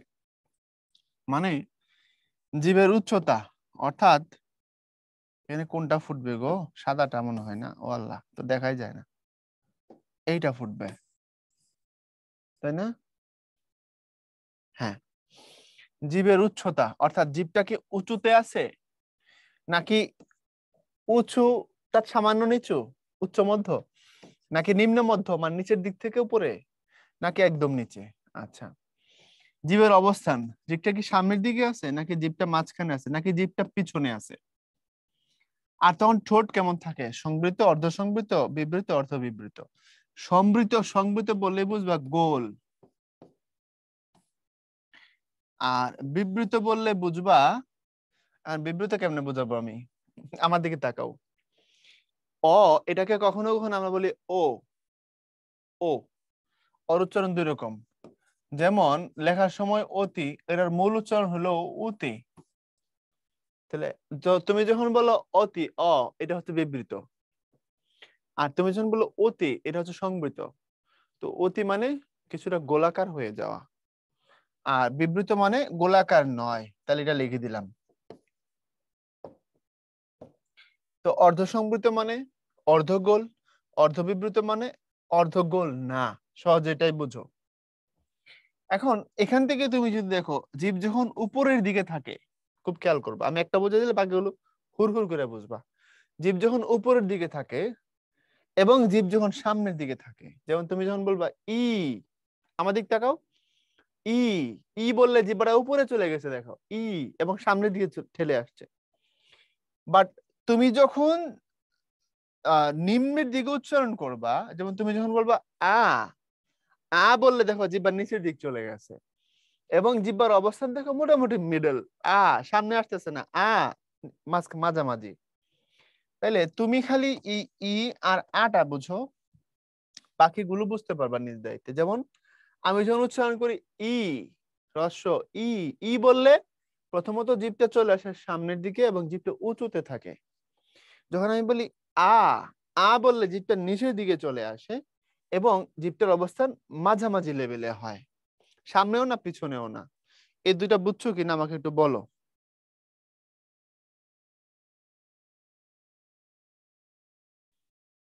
আচ্ছা, আর আমি অনেককে পাবো বলবে আমার মিলে না, নাই মিলতে পারে, কারণ আমরা আঞ্চলিক ভাবে এক এক সময় এক এক জায়গায় এক এক ভাবে উচ্চারণ শিখছি। আমরা এখন ও আ, হ্রস্বই দীর্ঘই সুন্দর, আমাকে আমার এলাকায় ব্রাহ্মণবাড়িয়াতে ছোটবেলা শেখাইছিল সরু সরায়া, রস্বই দীর্ঘি, এরকম। তো সেটা বললে তো লাভ নেই ভাইয়া। আবার অনেকগুলো এগুলো অনেকের মিলবে না, নাও মিলতে পারে। তো যেটা করবা, এরপরে উচ্চ মধ্য নিম্ন মধ্যটা নিজ দায়িত্বে মুখস্থ করে নিও। ওকে, কারণ ছক নিয়ে পড়ে থাকলে সামনে আগাইতে পারবো না, ভাই তো ধরেই দিলাম কেমনে করবা। এরপরে উচ্চারণের সময় জীব কতটা উপরে উঠে বা নিচে নামে শুনে স্বরধ্বনি চার ভাগে বিভক্ত: উচ্চ স্বরধ্বনি, উচ্চ মধ্য স্বরধ্বনি, নিম্ন মধ্য স্বরধ্বনি, নিম্ন স্বরধ্বনি। এটা জাস্ট মুখস্থ করে নিও, এখান থেকে পরীক্ষার প্রশ্ন হয়। নিম্ন স্বরধ্বনি যেমন আ, তুমি যখন নিচে বলো, নিম্ন মধ্য এ, অ নিচে থাকে, জিভ মাঝামাঝি থাকে। উচ্চ মধ্য স্বরধ্বনি উপরের দিকে থাকে, জিভ মাঝখানে থাকে। উচ্চ স্বরধ্বনি জিভ উপরে থাকে একদম, ই, উ, জিভ একদম উপরে থাকে। আর ভিতরে সম্মুখ, পশ্চাৎ বা সামনে পেছনে অবস্থান অনুযায়ী স্বরধ্বনি তিন ভাগে বিভক্ত: সম্মুখ, মধ্য, পশ্চাৎ। অর্থাৎ তুমি যখন উচ্চারণ করো ই, এটা সামনে এসে উচ্চারিত হয়। তুমি যখন বলো আ, এটা মাঝখানে উচ্চারিত হয়। তুমি যখন বলো অ, এটা পেছন দিকে উচ্চারিত হয়। তুমি যখন বলো ও, এটা পেছনে উচ্চারিত হয়। সব মিলবে এমন না ভাই, মিলে না। আমার লাইফেও আমার তোমার সময় আমার মিলতো না, অনেক কিছু মিলতো না, কারণ তুমি এখনো সেই প্রপার উচ্চারণের জায়গাটা ফিল করতে শিখো নাই। এটা তোমার দোষ নয়, তুমি এখন অনেক ছোট, তাই না? সো এই জিনিসগুলো কিছুটা মিলবে কিছু মিলবে না, এগুলো স্রেফ মুখস্থ করে ফেলাও। এরপরে এটা আসলে লাগে না, এটা শুধু একটু ব্যাখ্যাটা বুঝে নাও। এই চন্দ্রবিন্দু যেটা, এটার কাজটা কি? চন্দ্রবিন্দুর কাজ হচ্ছে নাকের ঝোঁক। ঝোঁক মানে প্রভাব। অর্থাৎ চন্দ্রবিন্দু যেখানে থাকে নাকের উপরে চাপ দিয়ে কি করতে হয়? উচ্চারণ করতে হয়। ওকে, নাকের উপরে চাপ দিয়ে উচ্চারণ করতে হয়। যেমন ধরো আমি যখন উচ্চারণ করি এই যে বাঁশ, চাঁদ, এখন তুমি যদি চন্দ্রবিন্দু না দাও, এখানে ধরো চন্দ্রবিন্দু নাই, তখন উচ্চারণ হবে বাঁশ, বাঁশ। আর যখন চন্দ্রবিন্দু দিবা তখন হবে বাঁশ। চন্দ্রবিন্দু না দিলে উচ্চারণ হবে চাঁদ। চাঁদ না, উচ্চারণ কি? চাঁদ। তো চন্দ্রবিন্দু কখন আসে, আসলে কি উচ্চারণটা হয় এটা এখানে দেখাইছে, আর কিছু না। এরপরে হচ্ছে দেখো, যেসব স্বরধ্বনি পুরোপুরি উচ্চারিত হয় না এবং উচ্চারণের সময় টেনে দীর্ঘ করা যায় না, তাদের বলে অর্ধ স্বরধ্বনি। দেখো চাই শব্দে দুটো স্বরধ্বনি আছে, একটা আ এবং ই। এখানে আ হলো পূর্ণ স্বরধ্বনি, ই হলো অর্ধ স্বরধ্বনি। চাই অথবা নাই, যেটাই তুমি বলো, আমি চাই দিয়েই করি। খুব খেয়াল করো, বলছে যেসব স্বরধ্বনি পুরোপুরি উচ্চারিত হয় না এবং উচ্চারণের সময় টেনে দীর্ঘ করা যায় না, তাদের অর্ধ স্বরধ্বনি বলে। আচ্ছা, এখন তুমি যখন উচ্চারণ করো চাই, চাই কথার মধ্যে প্রথমত একটা চা আছে, চা, চা, চা মানে এখানে আছে হলো আ। আচ্ছা, চাই, আই, তারপরে কি আছে? একটা ই, তাই না? তাহলে আ হলো পূর্ণ স্বরধ্বনি, কারণ আমি এখানে আ কে পুরোপুরি উচ্চারণ করেছি, চা, আ প্রপার উচ্চারণ করছি। চাই, আই, চাই যখন বলছি, ই যখন বলছি তো পুরোপুরি উচ্চারণ করিনি, অর্থাৎ শেষের থেকে টেনে লম্বা করতে পারি না। চাই করতে পারো? পারো না। তো শেষেরটা হচ্ছে অর্ধ স্বরধ্বনি। ওকে, একই ভাবে লাউ শব্দের দুটো স্বরধ্বনি আছে। লা, এই আ হচ্ছে পূর্ণ আর উ হচ্ছে অর্ধ। এখন পূর্ণ স্বরধ্বনি এবং অর্ধ স্বরধ্বনি মিলে একত্র উচ্চারিত হলে তারা দ্বি-স্বরধ্বনি বলা হয়। এবং দ্বি-স্বরধ্বনির আরেকটা নাম আছে, এটাকে আরেকটা আমি বলা হয় যৌগিক স্বরধ্বনি। দ্বি-স্বরধ্বনির আরেকটা নাম কি? যৌগিক স্বরধ্বনি। তোমাদেরকে গত ক্লাসে দেখাই দিছে এটা। ইয়েস অর নো বলো। মৌলিক এবং যৌগিক স্বরধ্বনি গত ক্লাসে দেখাইছি কিনা? 88 ঠিক হবে নাকি 88 ঠিক হবে? 88 ঠিক হবে, 88 না। 88 বললে বোঝা যায়, কিন্তু কিতাবের ভাষায় যদি তুমি বলো 88 বলবা। গত ক্লাসে তো আমাদের মৌলিক এবং যৌগিক স্বরধ্বনি দেখাই দিছি ভাইয়া। তো এখানে সেগুলি, এই যৌগিক আই, এই, আও, এ, ও তোমাদের বলছিলাম যে আগামী ক্লাসে পাবা। এবং এই দ্বি-স্বরধ্বনি তো যৌগিক স্বরধ্বনি সব মিলে 25টা। 25টার মধ্যে দেখো আমি এখানে লিখে দিই, 25টি দ্বি-স্বরধ্বনির মধ্যে বর্ণ দ্বারা প্রকাশ করা যায় মাত্র 2টি, একটা ওই আর একটা ও। বাকি 23টাকে বর্ণ দ্বারা প্রকাশ করা যায় না। 23টার কেবল এরকম ব্যবহারিক রূপ আছে। আমরা যখন মৌ বলি, বউ বলি, যাও বলি, সেই বলি, এই কথাগুলোর মধ্যে ব্যবহারিক রূপে ধ্বনিগুলো ঢুকে পড়ে থাকে, কিন্তু এগুলোর লিখিত রূপ হয় না। মাত্র 2টা লিখিত রূপ হয়, একটা ওই আর একটা ও, এই, আর কিছু না। বুঝছো? তাহলে এই ভেজালটা বুঝছো কিনা? দ্বি-স্বরধ্বনি বা যৌগিক স্বরধ্বনি, ধ্বনি বললে 25টা। ধ্বনি মানে তো মুখের সাউন্ড, তো সব সাউন্ড তো আমরা লিখে প্রকাশ করি না, এজন্য ধ্বনির সংখ্যা বেশি থাকে, বর্ণের সংখ্যা কম থাকে। সব সাউন্ড আমরা লিখে প্রকাশ করি না, এজন্য ধ্বনির সংখ্যা বেশি থাকে, বর্ণের সংখ্যা কম থাকে। তো দ্বি-স্বরধ্বনি বা যৌগিক স্বরধ্বনি 25, তার মধ্যে লিখে প্রকাশ করা যায় মাত্র 2টোকে বর্ণ দ্বারা, বাকি 23টাকে লিখে প্রকাশ করা যায় না। এগুলো মুখস্থ করতে হবে কিনা, করতে পারলে ভালো, না করতে পারলেও সমস্যা নাই। এরপরে আসো আমরা ব্যঞ্জন ধ্বনিকে একটু ভাগাভাগি করে পড়বো। আমরা একটু দেখো, বলছি ক, চ, ট, ত, প, বলছে 4টা শ্রেণীতে ভাগ করা যায়। ব্যঞ্জন বর্ণ 39, এর থেকে ক থেকে ম পর্যন্ত 25টি বর্ণকে বলা হয় বর্গীয় বর্ণ। ক থেকে ম পর্যন্ত 25টা বর্ণকে কি বলা হয়? 25টা বর্ণকে বর্গীয় বর্ণ বলা হয়। এখন এগুলোকে বর্গীয়, স্পর্শ, স্পৃষ্ট বিভিন্ন ভাবে নামকরণ করা যায়। এখন কথা হচ্ছে এই যে বর্গ, এই 5টা বর্গ আছে, এই 5টা বর্গ কিসের নামে হয়েছে, কিসের সিস্টেমে হয়েছে একটু বুঝো। বর্গ মানে দল বা গ্রুপ, বর্গ মানে দল বা গ্রুপ। তো ক বর্গীয় দেখো, ক খ গ ঘ ঙ এগুলো সবগুলোর উচ্চারণ কণ্ঠের মূলে। চ ছ জ ঝ ঞ এগুলো তালুতে, তাই এগুলো তালব্য। ট ঠ ড ঢ মূর্ধন্য, এগুলোর উচ্চারণ মূর্ধাতে। মূর্ধা মানে হচ্ছে উপরের তালুর যে শক্ত অংশটা আছে, উঁচু অংশটা দাঁতের পিছনে, এটাকে মূর্ধা বলে।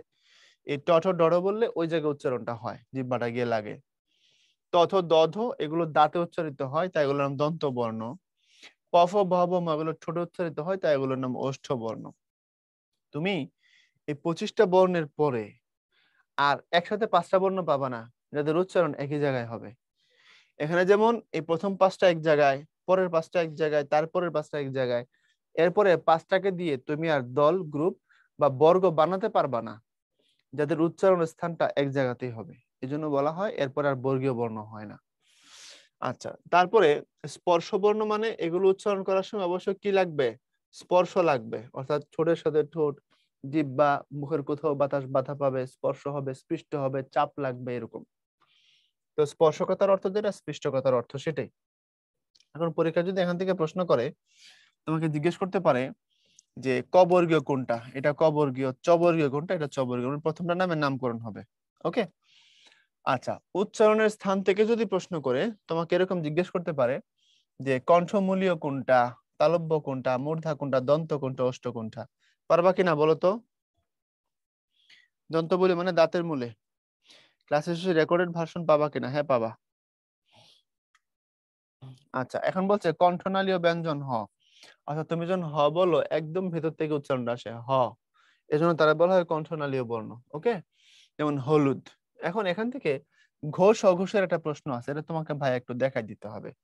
দেখো, ক খ গ ঘ ঙ, চ ছ জ ঝ ঞ, ট ঠ ড ঢ মূর্ধন্য, ত থ দ ধ দন্তন্য, প ফ ব ভ ম।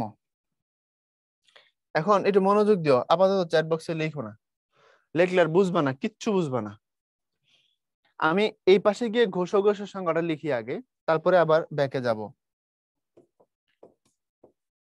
এই ঘোষ মানে গলা বেশি কাঁপে, আর অঘোষ মানে গলা কম কাঁপে। এরপরে মহাপ্রাণ, এর অর্থ হচ্ছে বাতাসের চাপ বেশি। তারপর অল্প প্রাণ, এর অর্থ হচ্ছে বাতাসের চাপ কম। এটুকু বুঝছো কিনা একটু, মানে লিখতে পড়তে পারো কিনা আমাকে বলো, বাকিটা আমি বোঝাই দিচ্ছি। এটুকু পড়তে পারতেছো? আচ্ছা, এই যে বর্ণগুলো আছে পেছনে, এগুলো এগুলো উচ্চারণ করার সময় কোনোটা কোনোটা উচ্চারণ করার সময় গলার উপরে চাপ পড়বে বেশি, যেগুলোতে বেশি পড়বে সেগুলোর নাম ঘোষ, আর যেখানে কম পড়বে সেগুলোর নাম অঘোষ। আচ্ছা, এগুলো পড়বার সময় কখনো কখনো মুখ দিয়ে বাতাস খুব চাপ দিয়ে বের হবে, যেখানে বাতাস বেশি থাকবে সেগুলোর নাম মহাপ্রাণ, যেখানে কম থাকবে সেটা অল্প প্রাণ। এটাই উপাসে বলে দিয়ে আসছি, ক্লিয়ার? কারণ আমি এখানে তোমাকে দেখাই দেবো ঘোষ অঘোষ, অল্প প্রাণ, মহাপ্রাণ। এই যে প্রথম দুইটাকে বলা হয় অঘোষ, এখনই মুখস্থ করে ফেলাও। আর এই যে পরের তিনটা মূলত, যদিও দুইটা, কারণ তিনটা বলবো না এই কারণে শেষের গুলোর আবার একটা আনুনাসিক বা সানুনাসিক পরিচয় আছে। পরের দুইটা হচ্ছে তোমার ঘোষ, আর শেষের গুলো যেগুলো, এগুলোর নাম হচ্ছে তোমার নাসিক্য বা আনুনাসিক বর্ণ। শেষের তিনটাকেই ঘোষ বলা যায়, বুঝো, শেষের তিনটাকেই ঘোষ বলা যায়, বা তিনটাকে না বলে দুইটা পর্যন্ত বলছি, এটাই প্রপার। যেহেতু পরের গুলো উ ই মূর্ধন্য দন্তন্য ম, এগুলো একটা আলাদা পরিচয় আছে, নাসিক্য, আনুনাসিক বা সানুনাসিক, অর্থাৎ নাকের প্রভাব থাকে এগুলোর উপর। তাহলে আমরা শিখবো প্রথম দুইটা ঘোষ, সরি প্রথম দুইটা অঘোষ, পরের দুইটা ঘোষ, তারপর নাসিক্য। দেখো তো, অঘোষে বলছিলাম কি থাকে? কম। ঘোষে কি? বেশি। পৃথিবীতে সবকিছু কম থেকে বেশি হয় না, তোমার জন্মের দিন বয়স একদিন ছিল, এখন হয়তো 16 বছর। তো এখানে দেখো প্রথমগুলো কম, পরের গুলো বেশি। মিলছে কিনা কথাটা? প্রকৃতির সিস্টেম মিলছে? কথা বলো, কথা বলো। প্রথম দিকে কম, পরের দিকে বেশি। অর্থাৎ প্রথমগুলো উচ্চারণ করলে ক খ চ ছ ট ঠ ত থ প ফ, গলা কম কাঁপে। পরের গুলোতে গলা বেশি কাঁপে, গ ঘ জ ঝ ড ঢ দ ধ ব ভ, দেখো বেশি কাঁপে। রাইট? এই জন্য প্রথমগুলো অঘোষ, পরের গুলো ঘোষ। ডান। এরপরে আসো, অল্প প্রাণ মহাপ্রাণটা বুঝাই দিচ্ছি। এটা সিম্পলি তুমি বুঝতে পারবা কেমনে। দেখো, এই প্রথমগুলো সবগুলো অল্প প্রাণ, তারপরটাই মহাপ্রাণ, তারপরটা আবার অল্প প্রাণ, তারপরটা আবার মহাপ্রাণ। তাহলে অল্প মহা, অল্প মহা, জ্যোৎস্না। আরে কথা বলো না কেন? অল্প মহা, অল্প মহা, কম বেশি, কম বেশি। মানে ক খ, দেখো বাতাস দ্বিতীয়টাই বেশি থাকবে, খেয়াল করো। তুমি নিজে নিজে পড়ো আমার সাথে সাথে। চ ছ, ট ঠ, ত থ, প ফ, পরেরটায় বাতাস বেশি দেখো। ঠিক দেখো, গ ঘ জ ঝ ড ঢ দ ধ ব ভ। তাহলে দেখো তো বাতাস দ্বিতীয় এবং চতুর্থ বর্ণে বাতাস বেশি কিনা, ভাই যে বলছি, মিলছে কিনা? ওকে, মিলছে কথা। তাহলে অল্প মহা, অল্প মহা। ওকে, আর শেষটা তো নাকের উপরেই আছে। আর নিচে দেখো প্রথমে অঘোষ, তারপরে ঘোষ। এখানে দেখো অল্প মানে প্রথমে কম, তারপরে বেশি, তারপরে কম, তারপরে বেশি। তাহলে সব জায়গায় ঘোষ অঘোষ অল্প মহা, সব জায়গাতেই আমরা কম থেকে বেশির দিকে যাচ্ছি। দ্যাটস ইট, এই ছিল কথা। আর এরপর এখানে কিছু তোমার ইনফরমেশন আছে, এগুলো তুমি এমনিই পারো। এগুলোর নাম নাসিক্য। এগুলাকে সবগুলোকে শীষ ধ্বনি বলা হয়। শীষ ধ্বনি মানে কি? এগুলোর মধ্যে স্বর প্রভাব আছে, এরকম। ঠিক আছে, সেই জন্য শীষ ধ্বনি। হটাকে বলা হয়, বাট হর একটা আমরা আলাদা পরিচয় পাইছি এই পাশে, যে কণ্ঠনালীয় ব্যঞ্জন। এরপরে হকে কণ্ঠধ্বনিও বলা হয়। এই যে পরাশ্রয়ী বর্ণ তো বুঝতে পারো, নিজের স্বাধীন না, কোনো শব্দের আগে থাকে না, হয় কারো কাঁধে, না হয় কারো পিঠে, না হয় কারো কোলে চড়ে বসে, তাই র কম্পন জাত, আর ডবিন্দুর ঢবিন্দুর তাড়ন জাত, লকে পার্শ্বিক ধ্বনি বলা হয়। এখন এই র, তারপরে এই র আর এর ওর পার্থক্য কি? যদি জিহ্বার আগাটা কম কাঁপে তখন তারে কম্পন বলবা, আর বেশি কাঁপলে তখন তারে তাড়ন বলবা। ইনফ্যাক্ট তাড়ন বানানো দেখো ডবিন্দু র আছে, খেয়াল করে দেখো। তাড়ন বানানো দেখো ডবিন্দু র আছে, রাইট? এবং ডবিন্দুর উচ্চারণটা কেমন যেন? ডবিন্দুর উচ্চারণ হচ্ছে ডর উপরে আগে চাপটা পরে, তারপর র উপরে যাবে। মানে বুঝাচ্ছি, দেখো এদিকে দেখো। এই দুটো শব্দের উচ্চারণ একটু খেয়াল করো। প্রথমটা যেটা বাড়ি, এই বাড়ি মানে তো পানি, আমরা জানি বাড়ি ধারা। এর উচ্চারণ হবে বাড়ি, যেটা আমরা বলি বাড়ি, বাড়ি মানে পানি। পরের উচ্চারণ কি? পরের উচ্চারণ হচ্ছে বাড়ি। বাড়ি মানে আগে ড পরে র, বাড়ি। এটার উচ্চারণ কি? বাড়ি। কিন্তু আমরা ভুল করি, আমরা পরেরটা সবাই বাড়ি বলি, ঠিক না। হিন্দিতে দেখবা, যেখানে আমরা বাংলা ডবিন্দুর পড়ি, সেখানে ওরা র দেয় না, ডি দেয়। আমরা দীপিকা পাড়ুকোন পড়ি, তো পাড়ুকোন বলার সময় তো ড বিন্দু র এটা দিয়ে লিখি, তাই না? কিন্তু ইংলিশে লেখে P A D U K U N E, Padukone. Yes or no? যেখানে বাংলা ডবিন্দু র, সেটাকে ওরা কি পড়ে? ওরা ইংরেজিতে লেখার সময় কি লেখে? ডি দিয়ে লেখে। তো তুমি এটা এবার দিয়ে মনে রাখো, যেটা উচ্চারণটা কিছু না, ডির উপরে ডর উপরে পড়বে, তারপরে রতে আসবে। তাড়ন মানে বেশি কাঁপলে, জিহ্বার আগে একদম ফুরফুর করে কাঁপলে সেটা তাড়ন, আর একটু কম কেঁপে উঠলে সেটা কম্পন। এটাই বলছি, আর কিছু না। এরপরে অঘোষ ব্যঞ্জন, ঘোষ ব্যঞ্জন, এগুলো সব ব্যাখ্যা দিয়ে দিছে অলরেডি। এগুলো আর তোমার এখন সমস্যা নাই, দেখলে তুমি ধরে ফেলতে পারবা। অল্প প্রাণ মহাপ্রাণের ব্যাখ্যা দিয়ে দিছি। কথা বলো না কেন? দিছি। তারপরে হচ্ছে 37টা মূলধ্বনিকে প্রকাশ করার জন্য 50টা বর্ণ, এগুলো বলছি। স্বরবর্ণ ব্যঞ্জন বর্ণের ব্যাখ্যা অনেক দিয়ে দিছি। এখন আমরা একটু উচ্চারণ দেখব, উচ্চারণ দেখে শেষ করব। তার আগে এই স্ত্রী শব্দের সমার্থক শব্দ নিচের কোনটি, এই পোলটা দিয়ে দাও, একটু কঠিন পোল। সময় বাবা 1 মিনিট, 1 মিনিট। আমাকে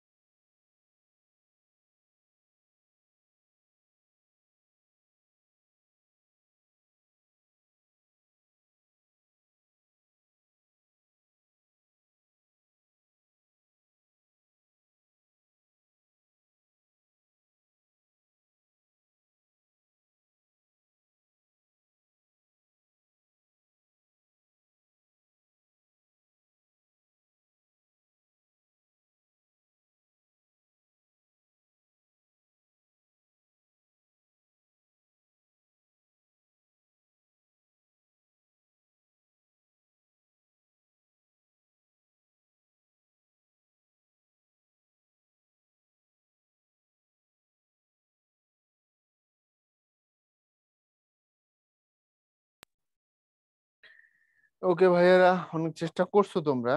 আমরা 5-6 মিনিট লাগবে আর ক্লাস শেষ করতে। এটা অপেক্ষা করো, দাঁড়া। আর নন্দিনী মানেও মেয়ে। মেয়ে কোন অর্থে? কন্যা অর্থে। দুলালী মানেও কন্যা। আত্মজা মানেও কন্যা। আর দ্বারা মানে স্ত্রী অর্থে। হ্যাঁ, সবগুলোই নারী শব্দ সমার্থক শব্দ আসে, কিন্তু বাকি তিনটা কন্যা অর্থে, সন্তান অর্থে। দ্বারাটা স্ত্রী অর্থে। আচ্ছা, এখন আসো উচ্চারণ দেখাই দিছি তোমাকে, একদম পানির মতো লাগবে, চিন্তা করো না, আমি একটু দেখাই। এই যে অর উচ্চারণ দেখো, এটার দুই রকমের উচ্চারণ হয়। একটা স্বাভাবিক, স্বাভাবিক মানে অর মতোই থাকবে, এটাকে বলা হয় অর বিবৃত উচ্চারণ। যেমন তুমি যখন বলবা অনেক, তুমি যখন বলবা অমল, অর মতোই। আর একটা হচ্ছে অর অস্বাভাবিক উচ্চারণ, মানে অটার অর মতো থাকবে না আর কি। হ্যাঁ, উচ্চারণটা চেঞ্জ হয়ে যাবে। অস্বাভাবিক অর্থাৎ অটা ও এর মতো হয়ে যাবে, তখন এটাকে বলা হয় সংবৃত। মানে তুমি লেখবা হচ্ছে অতি, পড়ার সময় পড়বা অতি। লেখবা হচ্ছে নদী, পড়ার সময় পড়বা নদী। এটাই সত্য কথা। এবং মনে রেখো, এই অ তার সাথে মারামারির সম্পর্ক হচ্ছে এ। ওর মারামারি সম্পর্ক কেন? এর মারামারি সম্পর্ক কারণ অ যখন স্বাভাবিক তখন তুমি তারে বিবৃত বলছো, আর এ যখন স্বাভাবিক তখন তুমি তার সংবৃত বলবা, উল্টাটা বলবা আর কি, এই আর কিছু না। এখানে লিখে দেখাই দিই, দেখো এই অ মারামারি, এ ক্রস মানে মারামারি, মানে এসিটা নামান তাড়াতাড়ি, গরম লাগতেছে। এর উচ্চারণ দুই রকম, যখন স্বাভাবিক হবে অর্থাৎ এ যখন এর মতোই থাকবে তখন তারে বলা হবে এর সংবৃত্ত উচ্চারণ। যেমন দেশ, তারপরে পেশা, এর মতোই আছে। কিন্তু এ কখনো কখনো কিছুটা অস্বাভাবিক হয়ে যাবে, তখন এটার উচ্চারণ হবে এর মতো, তখন তারে বলতে হবে বিবৃত। এই জন্যই বলছি, দেখো এ অস্বাভাবিক বিবৃত, কিন্তু অ যখন অস্বাভাবিক ছিল তখন ছিল সংবৃত, এই জন্য উল্টা আর কি। আচ্ছা, কিরকম সেটা? যেমন তুমি লেখার সময় লিখবা বেলা, কিন্তু পড়ার সময় পড়তে হবে বেলা। বেলা যে পড়ে এলো জলকে চলো। আজকে খেলা হবে, খেলা হবে না রে পাগলা, আজকে খেলা হবে। ইয়েস নাও, বুঝছো কিনা দ্রুত বলো, এটা বুঝলেই হবে। আর বাকি যা আছে পানি ভাত, পানি ভাতও তার থেকে সহজ। কথা কি বুঝছো? ওকে। আর এগুলো নাথিং, এগুলো কোনটা বলছে রস্বই দীর্ঘই দুটোই ই এর মতো উচ্চারিত হয়, এটা কে না জানে, তাই না? এর উচ্চারণ কেমন হয় বলছি, রির উচ্চারণ রি এর মতো হয়। এগুলো তোমার আমি বললেও হবে, না বললেও হবে। আমরা ঋতু লিখি এরকম, পড়ি এরকম, তো এটা আমি তোমার এখানে রিডিং করে বললে লাভ কি বলো? তোমার আমি এটা তেলাওয়াত করলে কোনো লাভ আছে? কোনো লাভ নাই। এই যে এখানে বলে দিছি দেখো, অ কখনো কখনো অর মতোই থাকে, যেমন অনেক, অমল, অসহ্য। কিন্তু অ কখনো কখনো ও এর মতো হয়, যেমন অতি, নদী। হুম, এরকম। কথা ক্লিয়ার? সো এগুলো, বাকিগুলো আর তোমাকে এগুলোর এই এই ও এর উচ্চারণ ও এর মতো, এগুলো তোমাকে আমি তেলাওয়াত করলে তোমার কোনো লাভ নাই, টাইম নষ্ট হবে। যেটা কঠিন ছিল বলে দিছি। Yes or no? কথা বলো। ব ম পারবা, দরকার নাই। জ্বর র এগুলো পারবা, ওয়ান এর পড়া, টু এর পড়া। বাংলা ভাষায় দ্বি স্বর ধ্বনি কয়টি বলো?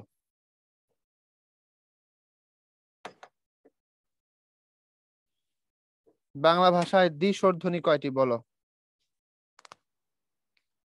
বুঝবো কিভাবে কোনটার উচ্চারণ কেমন হবে? আপাতত বইয়ে যেগুলো আছে সেগুলো পড়ে রাখো। আর তোমাদের ইন্টারমিডিয়েট সিলেবাসে একটা চ্যাপ্টারই আছে, নাম হচ্ছে বাংলা উচ্চারণের নিয়ম। যদিও আমি পার্সোনালি মনে করি উচ্চারণের সমস্ত রুলস ক্লাস 8 এর আগেই ধাপে ধাপে পড়ায় শেষ করে ফেলা উচিত। 5-এ কিছু, 6-এ কিছু, 7-এ কিছু, 8-এ কিছু, 8-এর পর আর পড়ানোর দরকার নেই। এই জন্য, কারণ একটা স্টুডেন্ট 11 বছর ভুল উচ্চারণ শিখবে, ইন্টারে আসার পরে 12 বছরে গিয়ে উচ্চারণ শিখবে, এটা হাস্যকর একটু, বাট কিছু করার নাই। স্টুডেন্ট উচ্চারণ শিখবে কখন? ভাষা শিখবে যখন, তাই না? কিন্তু এটা কে মানে বলো? ইন্টারে সিলেবাসে দিয়ে রাখছে উচ্চারণের নিয়ম, তো সেখানে আসো, বিস্তারিত পড়াবো ইনশাআল্লাহ, যদি বেঁচে থাকি, আল্লাহ যদি সুযোগ দেয়। বাংলা ভাষার দেশর ধ্বনি কয়টি? 25টি। যারা সঠিক উত্তর দিয়েছো তোমাদেরকে ধন্যবাদ। এবং পরের পোল, এ বর্ণের উচ্চারণ এ এর মতো, এখানে একটা আকার আছে আর কি, হ্যাঁ। এ বর্ণের উচ্চারণ এ এর মতো হয়েছে কোন শব্দে? এটা একটু ভাইবা বলতে হবে তোমাদেরকে। বলো, এই পোলটা অ্যান্সার করো তো। এর উচ্চারণ এ এর মতো কোথায় হয়েছে? একটি, বেলা, এলো, দেশ, কোথায় বলো? এই পোলটা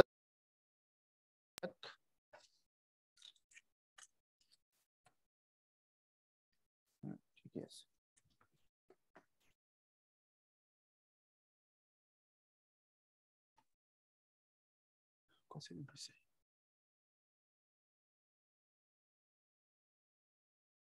ওকে ভাইরা, তোমরা বেশিরভাগই ভালো উত্তর দিয়েছো, তোমাদেরকে ধন্যবাদ। এর উচ্চারণ হচ্ছে বেলা। অর্থাৎ তুমি যেখানে পড়বা, বেলা পড়বা না, কি পড়বা? বেলা। এই যে, মানে পড়ার সময় পড়বা হচ্ছে বেলা। আর বাকিগুলো ঠিকই আছে, একটি, এলো, দেশ, ঠিকই আছে, কিন্তু এখানে এটা এর মতো হবে, বেলা হবে উচ্চারণটা। এই ছিল কথা। সবাই ভালো থাকবা। ধৈর্য ধরে থাকার জন্য ধন্যবাদ। সবার জন্য দোয়া, শুভকামনা। আল্লাহ হাফেজ।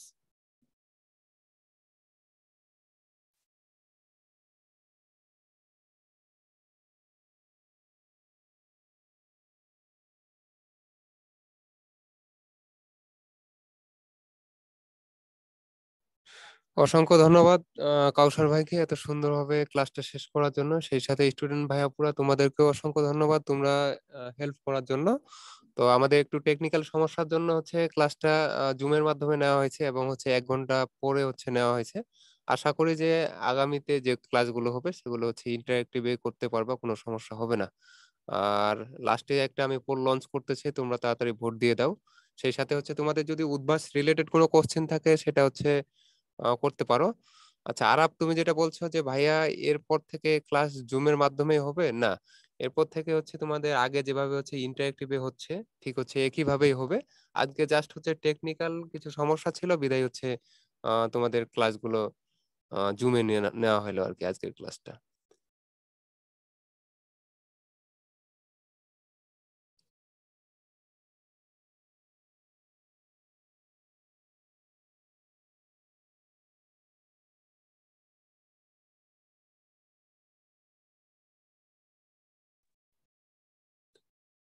আচ্ছা, অনেকে জিজ্ঞাসা করছো যে আমাদের ক্লাস কি জুমে হয় নাকি অন্যভাবে হয়। দেখো তোমাদের হচ্ছে আগে যে ক্লাসগুলো সেগুলো হচ্ছে জুমেই হয়তো, এখনো জাস্ট হচ্ছে জুমের মাধ্যমে হয়, তবে হচ্ছে এটার সিস্টেমটা একটু আলাদা। কিছু সফটওয়্যার আপডেট করছি আমরা, এই জন্য হচ্ছে তোমাদের ইন্টারেক্টিভে হচ্ছে। জাস্ট হচ্ছে তুমি জয়েনে ক্লিক করলে হচ্ছে তোমাদের ক্লাসে চলে যেতে পারো, হ্যাঁ। তো আজকে যেটা হলো এটা হচ্ছে ম্যানুয়াল ভাবে আগে যেভাবে হচ্ছে তোমাদের জুমে ক্লাসটা হইতো ঠিক হচ্ছে একইভাবে হইলো আর কি। তো কিছু টেকনিক্যাল সমস্যার জন্য হয়েছে। আশা করি যে আগামীতে যে ক্লাসগুলো হবে সেগুলো হচ্ছে ইন্টারেক্টিভে হবে। তোমরা বুঝতে পারছো আশা করি। আর আমার নাম তোমরা অনেকে জিজ্ঞাসা করছো, আমি হচ্ছি তোমাদের আব্দুল সালাম ভাই।